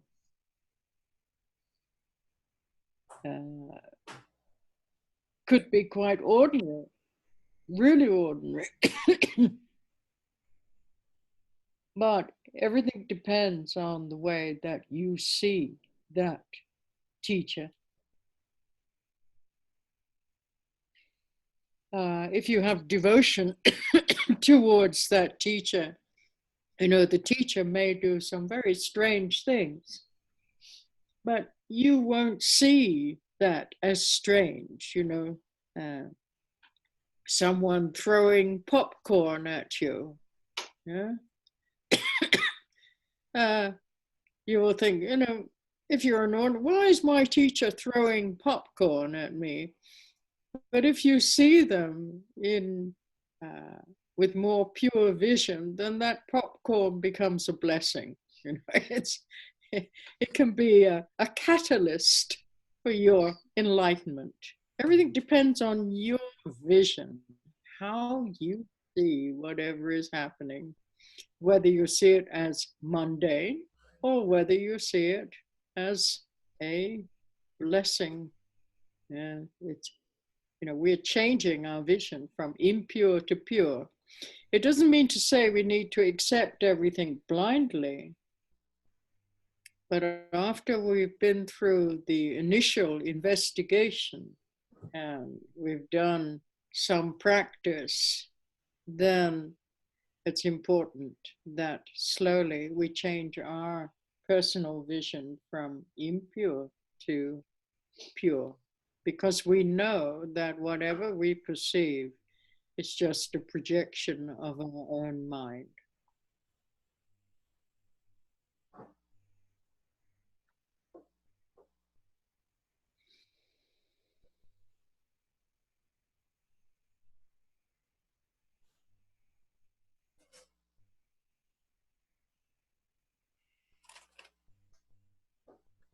Seu professor, ele não precisa ser alguém especial.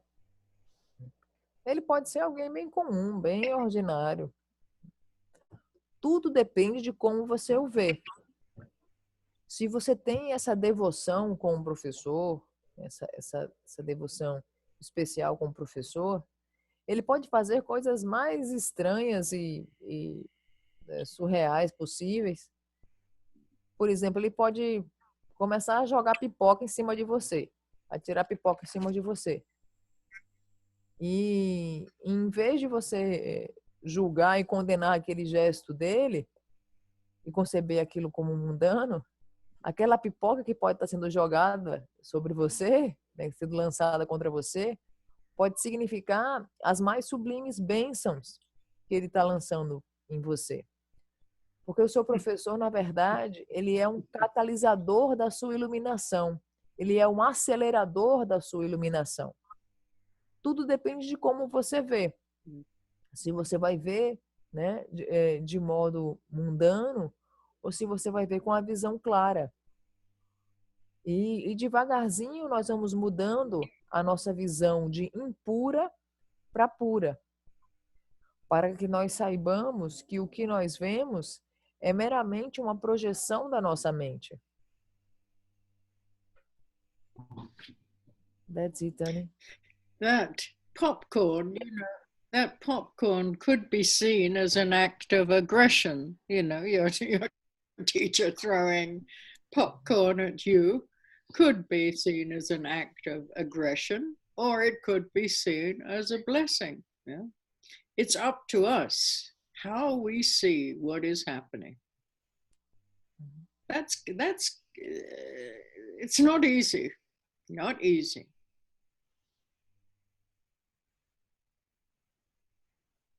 Because we want to believe that our teacher is like this or like that.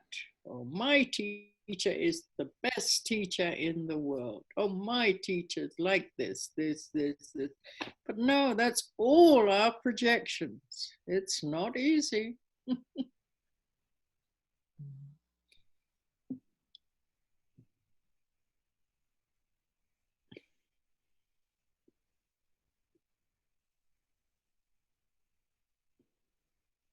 essa atitude de jogar pipoca em cima de você pode ser vista como uma agressão ou pode ser vista como bênçãos. Tudo depende de nós.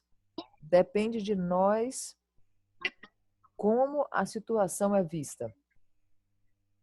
Porque nós queremos acreditar. Nós queremos acreditar cegamente. Ah, o meu professor é o melhor professor do universo. Nossa, meu professor é sublime, ele é demais, ele é perfeito, ele é maravilhoso. Na verdade, isso é meramente uma projeção. Isso é apenas uma projeção. Porque depende constantemente de nós como o professor é visto, como a situação é vista. E como nós nos relacionamos com o nosso professor e como nós vemos o nosso professor, não é algo fácil, não é algo trivial de se lidar.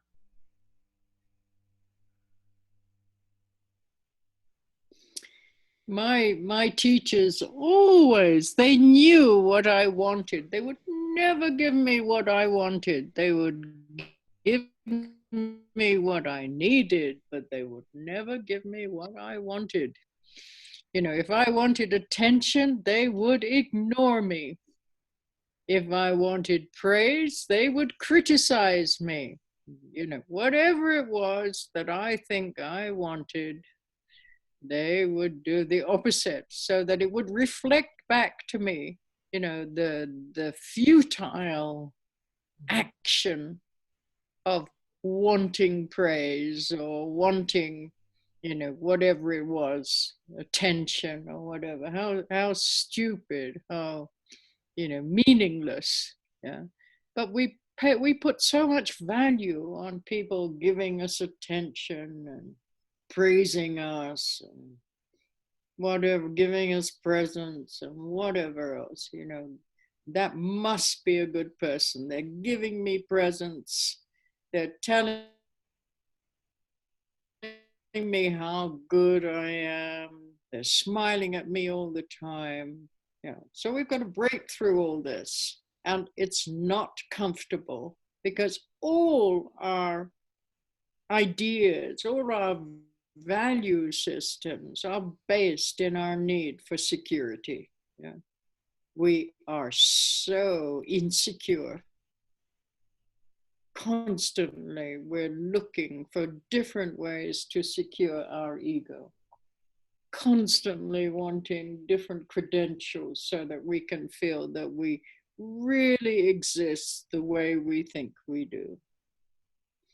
I'm a this, I'm a that. I'm a nice nun. I'm a this. Yeah.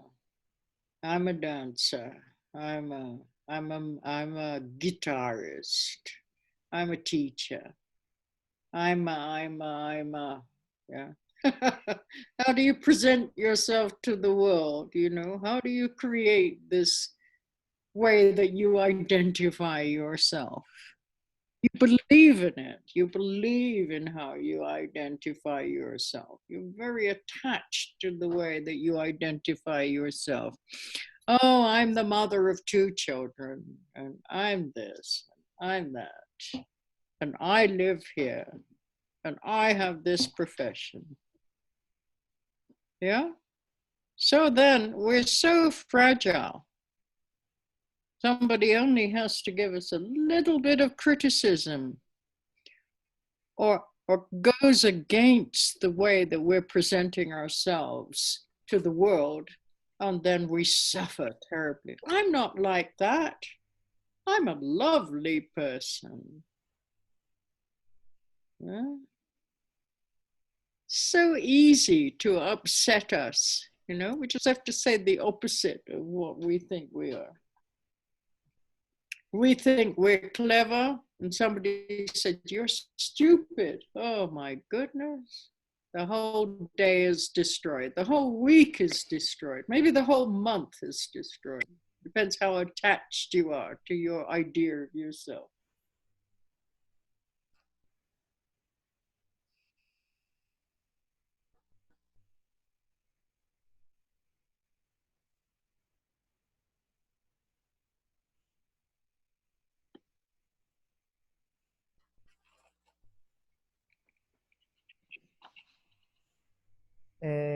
é importante observar que os meus mestres, eles nunca me davam o que eu queria. Nunca me davam. Eles sempre me davam o que eu precisava. Então, se eu estava ali querendo atenção, eles me ignoravam completamente. Se eu estava ali querendo elogio, querendo aplauso, eles me criticavam fortemente. E dessa forma, eles me faziam compreender quão fúteis eram essas ações de querer atenção e querer elogio. E como isso, de querer constantemente atenção e elogio, como isso é estúpido e insignificante. Mas nós temos esse apego a essa crença. Ah, se aquela pessoa me dá atenção, me dá elogio, e me dá presentes e sorri o tempo inteiro para mim, nossa, então essa pessoa é maravilhosa. E não é confortável nós mudarmos essa nossa postura. Porque todo o nosso sistema de valores, ele é baseado em querer segurança. Em querer segurança para o nosso ego. Sempre buscando essas credenciais. Ah, eu sou isso, eu sou aquilo. Como é que você se apresenta para o mundo? Ah, eu sou um professor, eu sou um bailarino, eu sou um guitarrista. E você é muito, muito apegado àquilo que você julga que você é. Ah, eu sou a mãe de 2 filhos, eu moro em tal lugar, eu tenho essa profissão. E nós somos tão frágeis, tão vulneráveis, que basta alguém nos criticar um pouquinho, que aí simplesmente aquilo se torna um tsunami na nossa vida, né? E nós ficamos extremamente desapontados e desolados por um dia inteiro, ou uma semana inteira, ou um mês inteiro, apenas porque a pessoa falou que nós nos julgamos muito inteligentes, muito espertos, e a pessoa chega pra gente e fala você é burro demais, rapaz, você é um idiota. E aí nós acreditamos naquilo e ficamos profundamente magoados e ressentidos, e aquela mágoa, ressentimento e mal-estar dura um dia, uma semana, um mês. Depende do quão apegado nós somos a essa imagem que nós julgamos ter, né? A quem nós julgamos ser. That's it, Tani. Yeah, so what can happen in this, kind of relationship between the teacher and the student is, through your devotion to the teacher, you may attain enlightenment before the teacher does. It's very hard to see who is enlightened and who is not enlightened, unless you are enlightened yourself. Because all you see is your projections about the other person. So unless you have a very high level of realization, and you can see how the other person sees, then all you see is your ideas about the other person. So, I could be telling you about the path to enlightenment, and you could already be enlightened. And here I am. I just keep talking about the path, and there you are. You already see this in this illuminated way. Yeah, it could happen. Why not? But then you don't look down on the other person. You don't say, oh, my teacher is not enlightened. I'm enlightened, but my teacher is not enlightened. That would be very egotistical.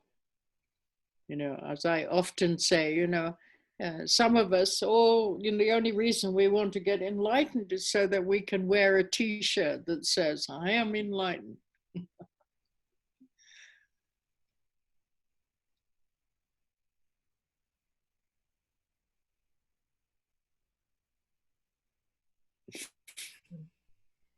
O que pode acontecer nesse tipo de relação?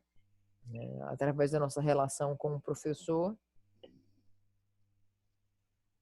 Essa relação com o professor é algo muito profundo.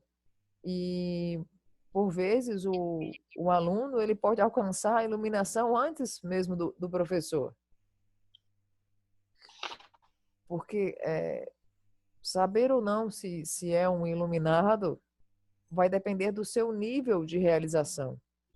E a não ser que você tenha um elevado nível de realização, e a não ser que você veja como a pessoa vê, você não pode se julgar um iluminado. E eu estou aqui, né, mais uma vez abordando sobre o caminho espiritual, e pode acontecer de alguns de vocês já serem iluminados, né, e já estarem iluminados. E por que, não pode acontecer isso? Pode acontecer. Quem sabe já está acontecendo. Não se deve dizer, o meu professor não é iluminado, né? Meu professor não é nada, né? Porque essa postura é extremamente egocêntrica, egoística, é extremamente umbigocêntrica.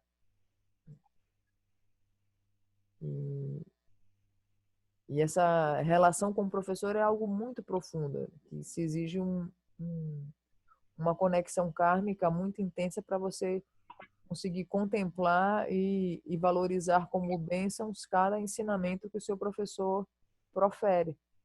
Senão, se você subjuga o seu professor, se você simplesmente diz que ele não é um iluminado, ele não é nada, você não será capaz de ver os ensinamentos que o seu professor profere como diamantes. Você verá como pedras ordinárias e não vai saber o que fazer com elas. That's it, honey. Yeah, for example, if you get enlightened before me, then you will not see me as unenlightened. You will see me in a very different way, but I will still see you as my stupid student. Because I'm not enlightened. All I will see is my projections about you. But if you're enlightened, you don't have any more projections. So then you see in a very different way. You don't see the person as enlightened or unenlightened. You communicate with the person's mind in a very different way.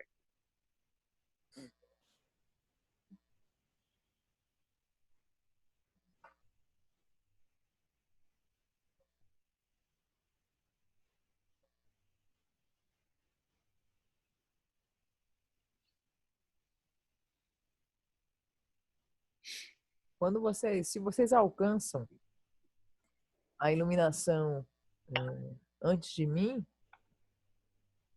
vocês me verão de uma maneira completamente diferente. E eu continuarei vendo vocês como um meu aluno estúpido.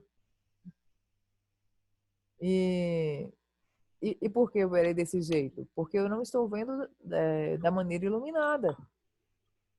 Porque se você vê de maneira iluminada, você não julga, não tem essa dualidade. Você é capaz de comunicar com a mente desperta. Você é capaz de se comunicar com a mente das pessoas de um modo completamente diferente. That's it.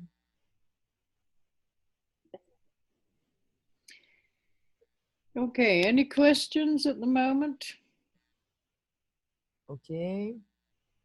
Perguntas e comentários Anybody have any? no momento?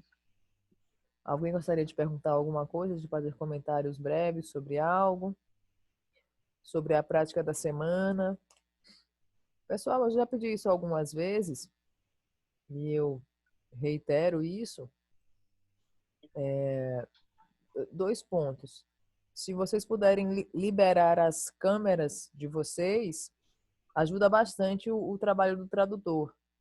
Porque quando a gente escuta alguém, a gente escuta e lê os lábios simultaneamente. Ajuda. E quando vocês perguntarem ou comentarem, comentem primeiro em português, para aqueles que falam em português, e depois em inglês, né? Quem fala inglês, primeiro fala em português, depois fala em inglês, que é uma maneira amorosa da gente tratar todo mundo aqui, da gente respeitar quem não tem tanta proximidade com a língua.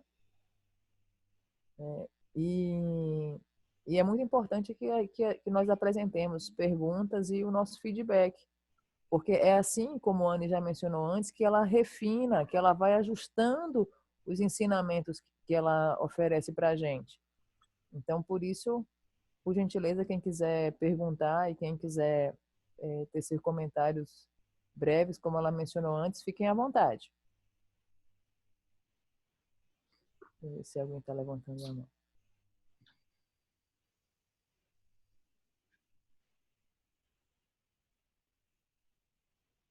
So Annie, Ematejo wants to talk. Anne. Annie, Yeah. are you suggesting that it's not the teacher who bestows the full wisdom to the student? It's more the student's effort.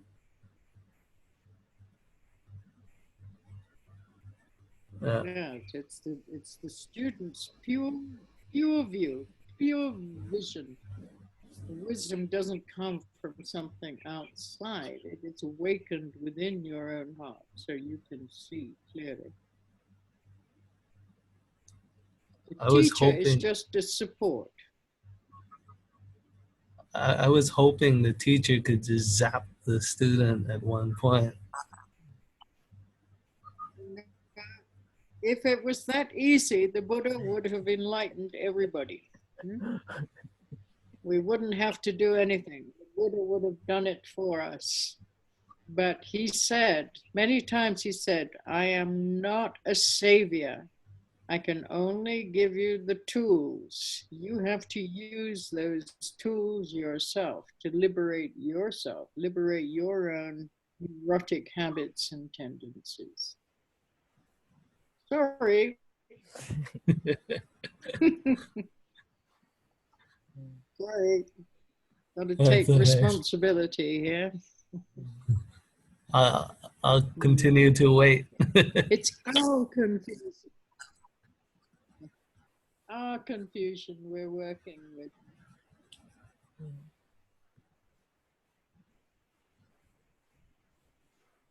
Thank you, Annie. That's all right. Just keep going. Will do. Go on, Carla. Então, o Pematejo está mencionando. Não é o professor que leva o aluno a alcançar a iluminação. É o esforço do aluno que o conduz à iluminação. E a Anne está mencionando que é a visão pura que sai do próprio coração do aluno.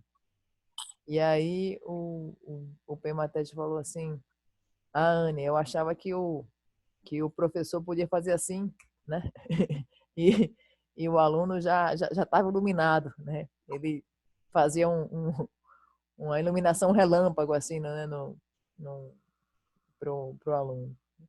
E aí a Anne tá mencionando que o professor ele é um catalisador para a iluminação.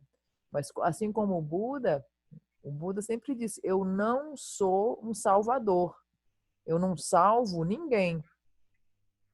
A única coisa que eu posso fazer é oferecer as ferramentas para que vocês utilizem essas ferramentas e possam se liberar dos seus hábitos e tendências neuróticos.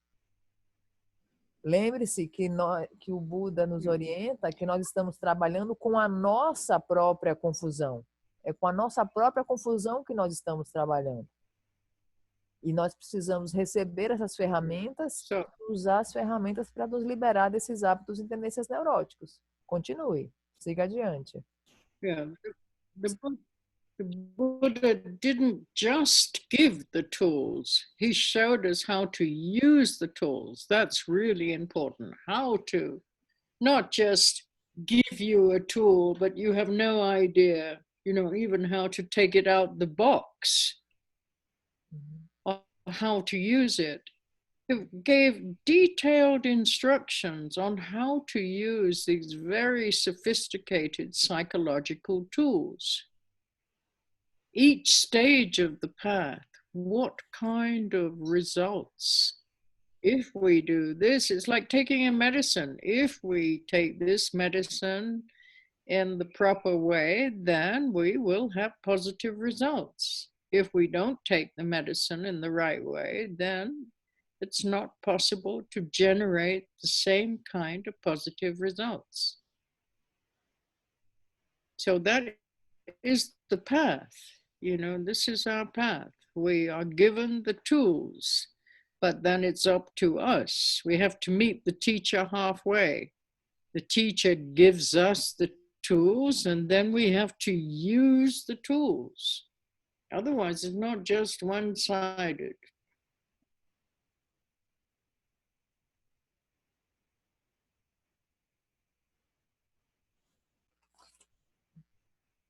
O Buda, ele não apenas deu as ferramentas, mas ele mostrou com riqueza de detalhes como as ferramentas funcionam, como elas devem ser usadas. Ele deu todas as instruções minuciosamente. Ele ensinou tanto a retirar, porque de nada valeria apresentar essas ferramentas se ele não ensinasse em como você deve retirar a ferramenta da caixa, utilizar a ferramenta, quais são as habilidades da ferramenta. E ele fez isso para cada estágio do caminho espiritual. É como um medicamento. Se você usar o remédio de modo correto, você vai gerar os resultados positivos. Da mesma forma, se você usar essas ferramentas psicológicas do modo adequado, você vai receber os frutos positivos dessa sua maneira de utilizar as ferramentas. E é muito importante receber as ferramentas e receber o modo de usar essas ferramentas e colocá-los em práticos na sua vida. Porque a relação com o professor não é uma relação unilateral. Se você meramente receber as ferramentas e o seu manual de instruções de como você utilizá-las, se você não as utiliza, você não vai poder seguir adiante. Então, essa relação ela não é unilateral, ela é bilateral. O professor oferece as ferramentas e como usá-las, e vocês utilizam e informam ao professor como está sendo esse processo para que ele refine os seus ensinamentos para impulsioná-lo no caminho da iluminação. That's it, Annie. Okay, so in this mind training teaching,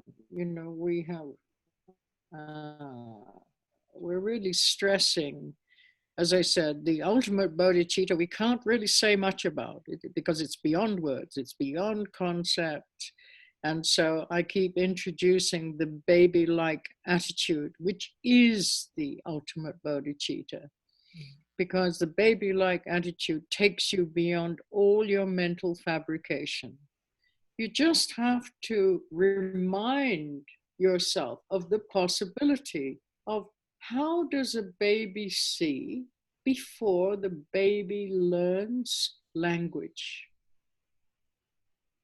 Just introduce that possibility that there is a way of seeing that is beyond the conceptual mind. A baby has no labels for anything, any appearance that arises to the baby's senses. It has no labels, it has no names. It cannot say, this is a table, and this is this, and this is that, and this is good, and this is bad, and this is better than that. It can't, it does not, it hasn't learned language. So then how does the baby see without language, without value judgments? And just rest there in that possibility, that open, spacious awareness, that non-conceptual possibility. You have to keep introducing your perception to that possibility of seeing that way, not limited by concept. So that is ultimate bodhicitta. And then we're still struggling, I know, with relative bodhicitta. I've talked last week, and I said, you know, here we're trying to train our mind. And how are we training our mind? We're learning how not to fabricate. That's the whole purpose of the mind training. How not to fabricate. How not to get caught up with all sorts of fabrication. And then, you know, even though you may end up with a kind of fabrication, you will see that tendency towards fabrication, how one should not follow in the footsteps of fabrication. So how not to put one link together with another so that the fabrication becomes more and more solid and more you get lost in your projections. So this is all relative bodhicitta. How not to fabricate.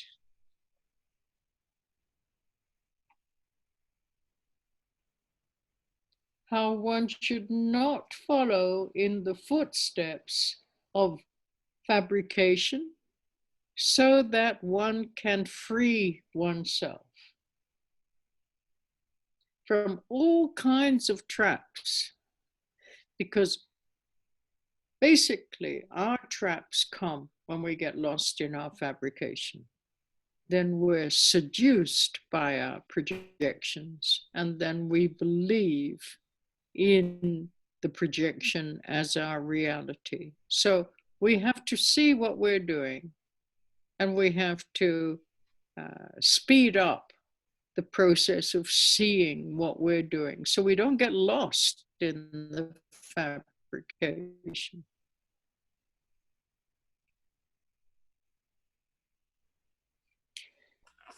So this is what we have covered. This is the meaning of bodhicitta, or the enlightened thought, not to fabricate.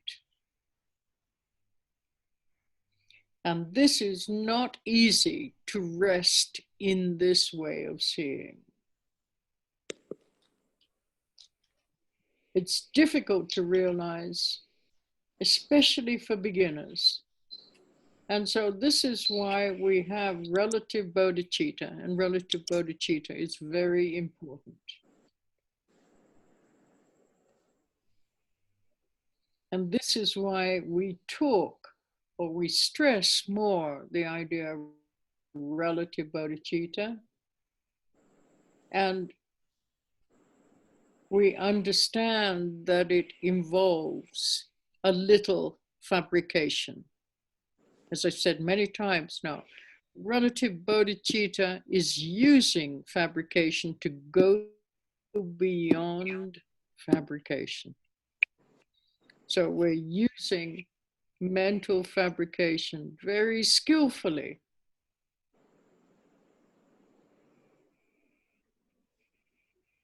But this is the path. we have specific fabrications which compose the path. You do this, and then you do that, and you look at it this way, and you think about it that way. It's all fabricated, but it's designed, it's skillfully designed to take you beyond fabrication, the whole path. So all these meditation methods, all these teachings are designed to take you beyond mental fabrication.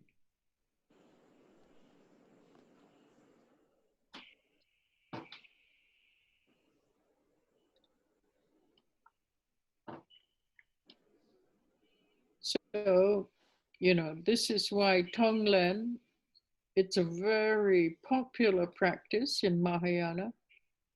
We take the suffering of other beings, other sentient beings, and we give our happiness to others. This is what we call taking and giving. Taking what we consider to be suffering and negativity, and giving happiness, pleasure, anything that can alleviate the suffering of others.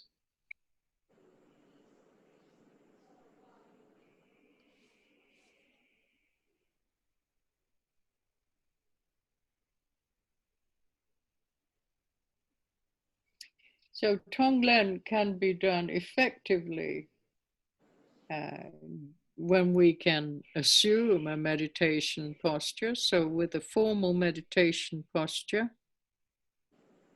then it's in the beginning, it's more easy to use your breathing as a support. When you breathe in everything that you consider to be negative, and when you breathe out what can alleviate this negativity. So if you have a lot of impatience, then you breathe in the impatience, the anger, the aggression, whatever, and then you breathe out what can alleviate this impatience, understanding, patience, compassion, whatever it is, you breathe it out. So it's a very literal practice. Breathe in what you consider to be negative and breathe out what you consider to be positive. In, out, in, out. Don't hold it.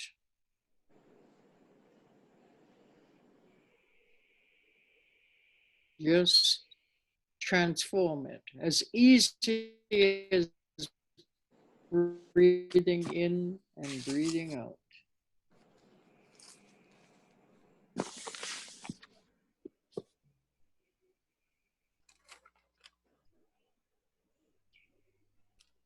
And then what we should do during the post-meditation time of relative bodhicitta,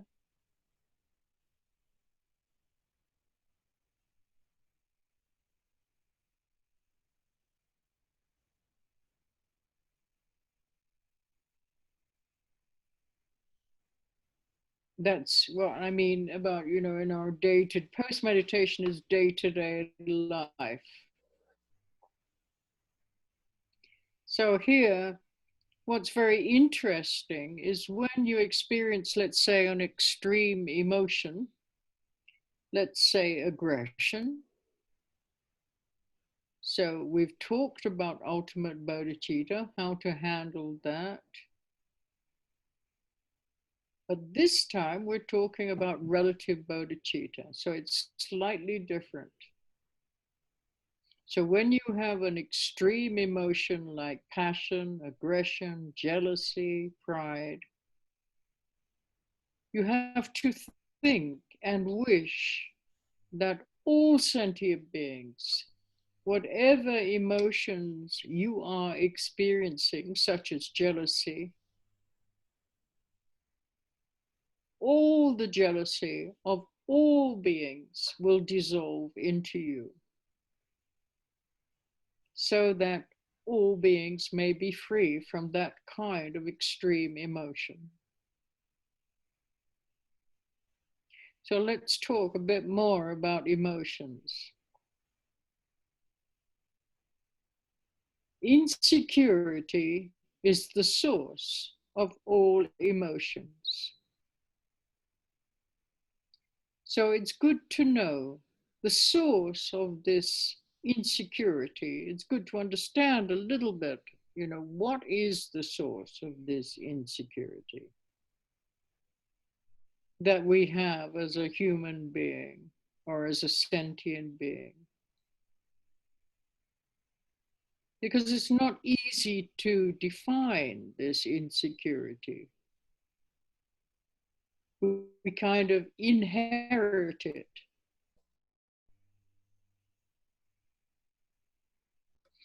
So I can tell you that this insecurity actually manifests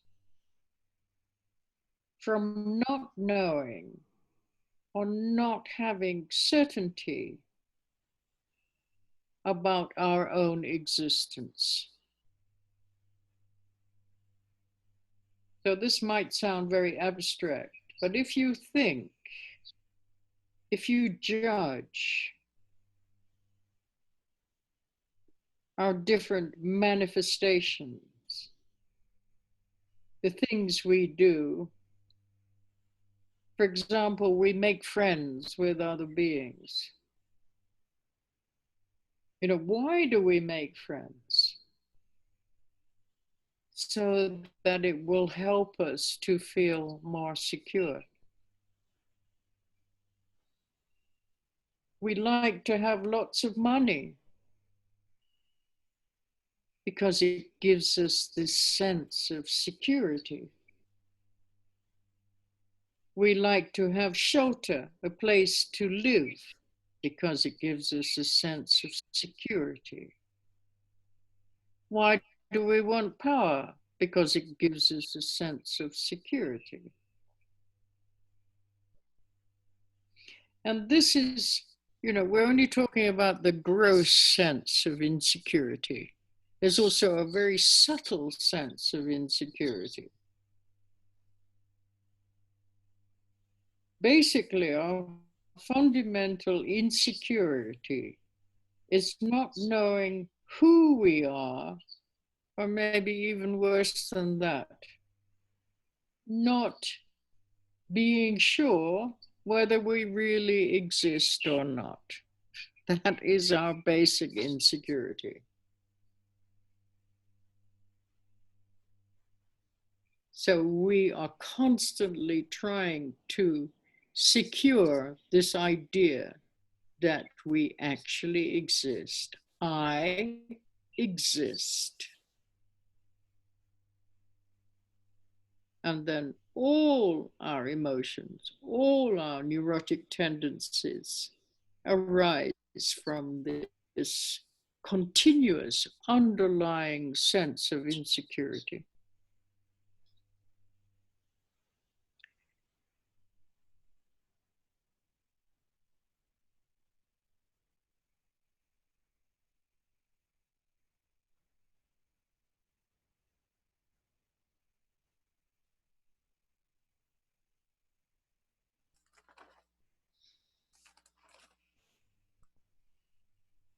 No treinamento da mente, nós estamos destacando a bodhicitta relativa. Porque quando nós tecemos a respeito da bodhicitta definitiva, a bodhicitta definitiva ela está além das palavras. Então nós nos debruçamos na atitude do bebê. E a atitude do bebê, ela é a bodhicitta definitiva, ela é a bodhicitta absoluta. Porque ela te leva além de toda a fabricação mental. Então, diante daquilo que lhe chega pelos sentidos, você se pergunta, como é que o bebê vê antes de ele aprender linguagem? Antes de ele aprender conceitos, valores, julgamentos, rótulos. Um bebê, ele não tem rótulos. qualquer aparência que surja, ele não tem rótulos, ele não aprendeu, o bebê não aprendeu a linguagem. Então, você se pergunta, como é que o bebê vê? Antes de ele aprender linguagem, conceitos, julgamento de valores, rótulos. E aí você vai repousar nessa possibilidade não conceitual. Você vai repousar nessa visão aberta, ilimitada, sem barreiras. E você tem que se ensinar a ver desse modo e a praticar de novo e de novo e de novo.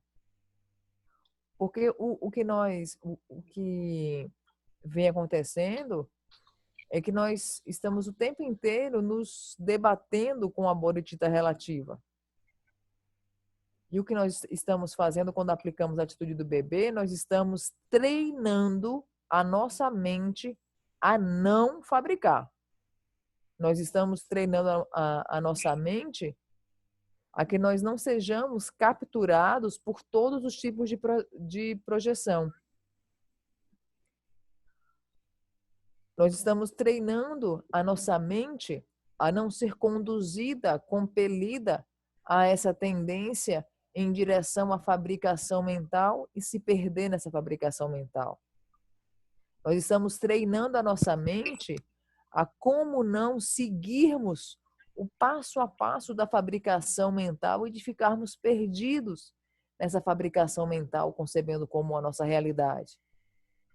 Nós estamos sendo ensinados e treinados a como não seguir esse passo a passo da composição da fabricação mental para que nós possamos nos libertar a nós mesmos de todos os tipos de armadilhas.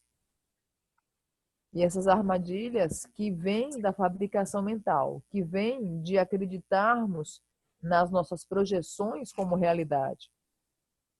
Estamos sendo treinados a não sermos capturados e a não ficarmos perdidos na fabricação mental.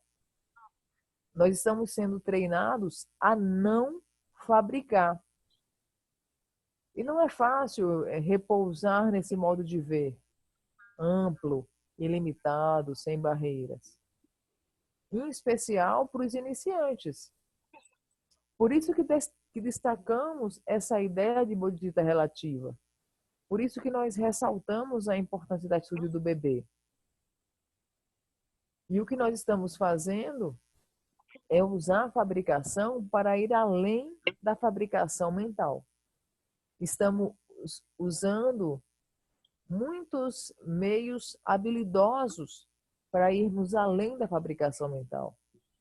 E esse é o caminho. Nós temos específicas fabricações que compõem o caminho, e o caminho ele é projetado para lhe levar além da fabricação mental. Todo o ensinamento é projetado para conduzir você para além da fabricação mental. Quando nós tratamos a respeito de Tonglen, que é uma prática em especial utilizada na linhagem Mahayana, é uma prática também chamada como tomar e dar.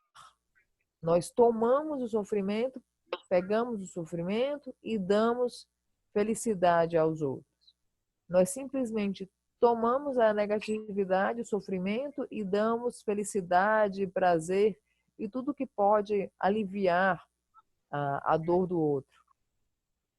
E Tonglen pode ser feito tanto na postura formal, né, nós nos sentamos na meditação, pode ser feito na postura formal de meditação, usando a respiração como suporte, e nós simplesmente inalamos e exalamos sem guardar nada, sem pegar nada. Nós inalamos o que é negativo e exalamos o que é positivo. Por exemplo, se você tem impaciência, raiva, agressão, ciúmes, você inala isso e você exala o que alivia. Paciência, compaixão, tolerância. É uma prática bem literal. dentro e fora, dentro e fora. Não segure nada, você não fica com nada dentro de você. Você simplesmente transforma, inalando e exalando. E o que é que nós fazemos? Isso na meditação, postura formal. E o que nós fazemos no pós-meditação de bodhicitta relativa? E quando nós tratamos aqui de pós-meditação, nós estamos tratando de vida diária. O que é que nós fazemos no nosso dia a dia? Quando você experiencia uma emoção intensa no seu dia a dia, seja agressão, seja paixão, seja ciúme, seja orgulho, você simplesmente pensa e deseja que todos os seres sencientes que sentem essa inveja, essa agressão, esses ciúmes, esse orgulho, você pensa e deseja que nesse sentimento de todos os seres sencientes, inala esse sentimento e exala o oposto, aquilo justamente que alivia. Inala o negativo e exala o positivo. E quando nós fazemos uma análise mais profunda a respeito da fonte, de qual é a fonte das nossas emoções e de todos os nossos hábitos e tendências neuróticos, nós chegaremos que a fonte de todas as emoções e hábitos e tendências neuróticos, essa fonte é a insegurança. E qual é a fonte dessa insegurança? Não é fácil, porque nós julgamos que essa insegurança é inerente a todos os seres humanos. Todo mundo se sente inseguro. Só que se vamos analisar de um modo mais profundo, nós observaremos que a insegurança vem de não saber, vem de não ter certeza, a respeito da nossa própria existência. Se nós analisamos o que fazemos, nós veremos que geralmente fazemos por insegurança. Nós fazemos amigos. Por que nós fazemos amigos? Porque fazer amigos nos ajuda a nos sentirmos mais seguros. Por que nós gostamos de ter mais dinheiro? Porque ter mais dinheiro faz com que nós nos sintamos mais seguros. Por que nós queremos um abrigo? Queremos um lar, um lugar, porque isso nos permite que nos sintamos mais seguros. Porque nós queremos mais poder, porque faz com que nós nos sintamos mais seguros. E quando eu toco nesse ponto, eu só estou falando da insegurança no sentido bem grosseiro de insegurança. Mas se nós refinarmos e formos estudar o sentido sutil da insegurança, essa fonte da insegurança, ela advém de nós não sabermos quem somos, de nós não termos certeza se nós existimos ou não. Nós estamos constantemente nos assegurando dessa ideia de que eu existo. E todas as nossas emoções e tendências vêm dessa insegurança subliminar. That's it, Tani. You know, I saw on the WhatsApp group, you know, people are saying to me, "Oh, Anila, will you teach the 8 worldly dharmas? Anila, will you teach the 8 worldly concerns?" You know, almost every week I teach the 8 worldly dharmas. I don't say, this is the 8 worldly dharmas, but virtually they are included in my teachings. And now for you, once again, we are talking now about the source of the 8 worldly dharmas, which is our insecurity. Why do we have to have things? Why do we think that having things means success, means happiness? Yeah. Why, when we lose those same things, do we suffer? Yes. Or when those same things are not the way we want them to be, we suffer. We hope we get something, and then we're afraid to lose it. And these 8 worldly dharmas are constantly coming from our own insecurity, trying to secure the idea of who we think we are. And they're all based in hope and fear. Yeah. We hope that we get praised. We hope that we don't get blamed. We don't get criticized. We want reputation. We don't want, not to be known. Yes. All of this, it comes in pairs, 4 pairs, constantly. So here now, we're talking as the basis for the 8 worldly concerns. This is our insecurity. Yeah? So not only for the gross insecurity, not only to get rid of the gross insecurity, but there is a fundamental insecurity, and it is not knowing who we are. Or even worse than that, not even being sure whether we really do exist or not. And I'm sure many of us, we are tormented and we are invaded by all sorts of gross security in our daily life, constantly feeling insecure about something or other. But there's also a subtle kind of insecurity that we do not even realize that we have this subtle insecurity. But if you think carefully, we have a subtle insecurity. We have it a lot. In fact, all these emotions, such as aggression, and we do have strong aggression. We have passion. And this is because somehow along the way, it gives you a sense of confirmation that you exist. Your aggression and your passion reinforces the idea, I am angry. I feel desire. I must exist. Yeah. So this is what we're trying to prove to ourselves, that we actually exist when we don't. We don't want to consider that the way we see ourselves is just an illusion. We want this idea of I, self, and other than self to be real, to really be true. There is me, and then there is everything other than me.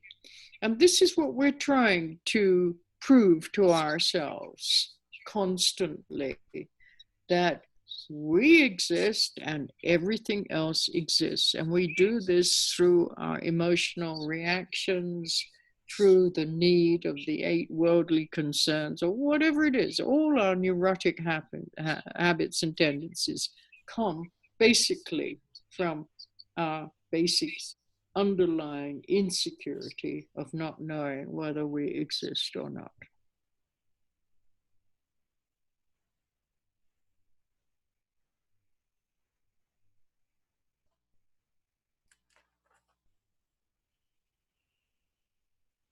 Eu vi no grupo do WhatsApp muitas pessoas pedindo: Anne, fale sobre as 8 preocupações mundanas, os 8 dharmas mundanos. E assim como no grupo mencionei, né, agora você percebe que nós estamos falando sobre a fonte das 8 preocupações mundanas. Nós estamos falando sobre a fonte dos 8 dharmas mundanos, que é essa insegurança. Por que nós temos que ter coisas para que nós sintamos que nós temos sucesso e felicidade? Por que quando nós perdemos essas coisas, nós sofremos? Porque quando as coisas não são da maneira como nós gostaríamos que elas fossem, nós sofremos. Porque nós estamos constantemente conduzidos por esperança e medo. É esperança de ter alguma coisa e medo de perder alguma coisa. Se nós analisarmos mais profundamente, nós veremos que essas preocupações, elas permeiam as nossas vidas de maneira que nós sempre estamos querendo ser elogiados, bajulados, sempre queremos que as pessoas nos deem atenção e nós não queremos ser culpados, ser criticados. Nós estamos querendo sempre reforçar a nossa imagem através de uma reputação ilibada, uma reputação maravilhosa, sem nenhum tipo de mancha. E quando eu falo sobre a base das 8 preocupações mundanas, eu estou tratando dessa insegurança. E que advém não só, né, de nós questionarmos quem somos, nós não sabermos quem nós somos, como da própria incerteza que nós temos se nós existimos ou não. E nós constantemente nos sentimos inseguros com relação aos outros. Só que há outros tipos mais sutis dessa insegurança. E nós constantemente temos muitas emoções, agressões, paixões, porque ao longo do caminho, quando nós dizemos para nós mesmos, não, eu sou raivoso, eu sinto desejo, logicamente, então eu devo existir. Nós não queremos considerar que o modo como nós vemos a nós mesmos e o modo como nós vemos os outros, além de mim, é algo questionável. Porque esse modo como nós vemos a nós mesmos e o modo como nós vemos os outros cria a falsa sensação da nossa própria existência. Então, constantemente nós julgamos que nós existimos porque nós temos nossas reações emocionais, nós temos a necessidade das 8 preocupações mundanas. E tudo isso deriva da nossa insegurança se nós existimos ou não. That's it, Tani. Okay, so we can't finish this teaching this week. There's still quite a section for me to go over. We'll have to do that next week. Mm-hmm. But, you know, I want you this week to really look at your own insecurity.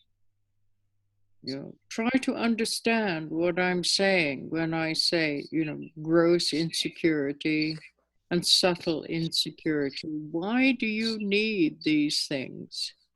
Why do you need to have things and not just, you know, a pair of shoes, but, you know, 10 pairs of shoes, not only, you know, not just one thing, but many things. It's never enough, is it? It's always something else that we think we need.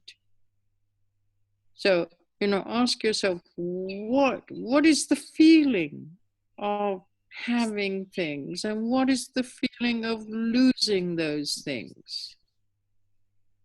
You work, you know, you work to get a new car. You save your money. Really difficult to get all the conditions to get the new car. And then you get the new car, you're so happy with your new car, you drive it round, you show your friends and your family. And then some children come out at night and they put a big scratch across your new car. And that same new car that gave you so much happiness, and the next moment gave you so much unhappiness, because now it's no longer the appearance of a beautiful car.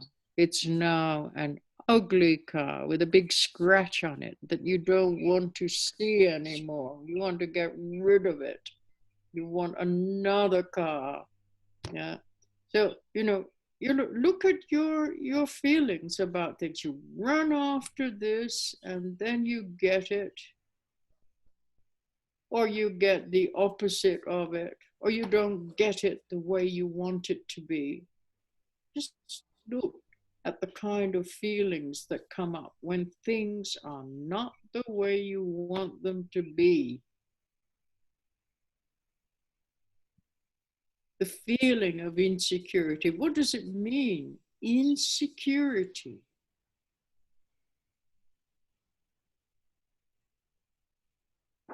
Position in society. Job. Salary. Relationships.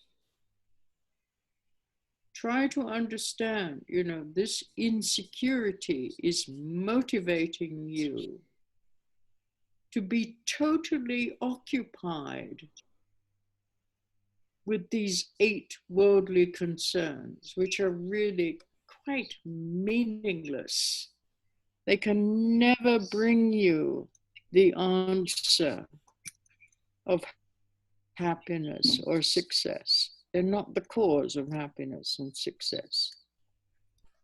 So I want you to check this week, really investigate, what is insecurity and how does it manifest? Okay? Okay? Nobody's answering. Okay. Oh, you got to translate. Sorry, I forgot the translation. I'm looking at everybody. Nobody understands me. Então, o que eu quero que vocês façam essa semana, a minha orientação para essa semana, é que vocês se perguntem e se auto-observem profundamente.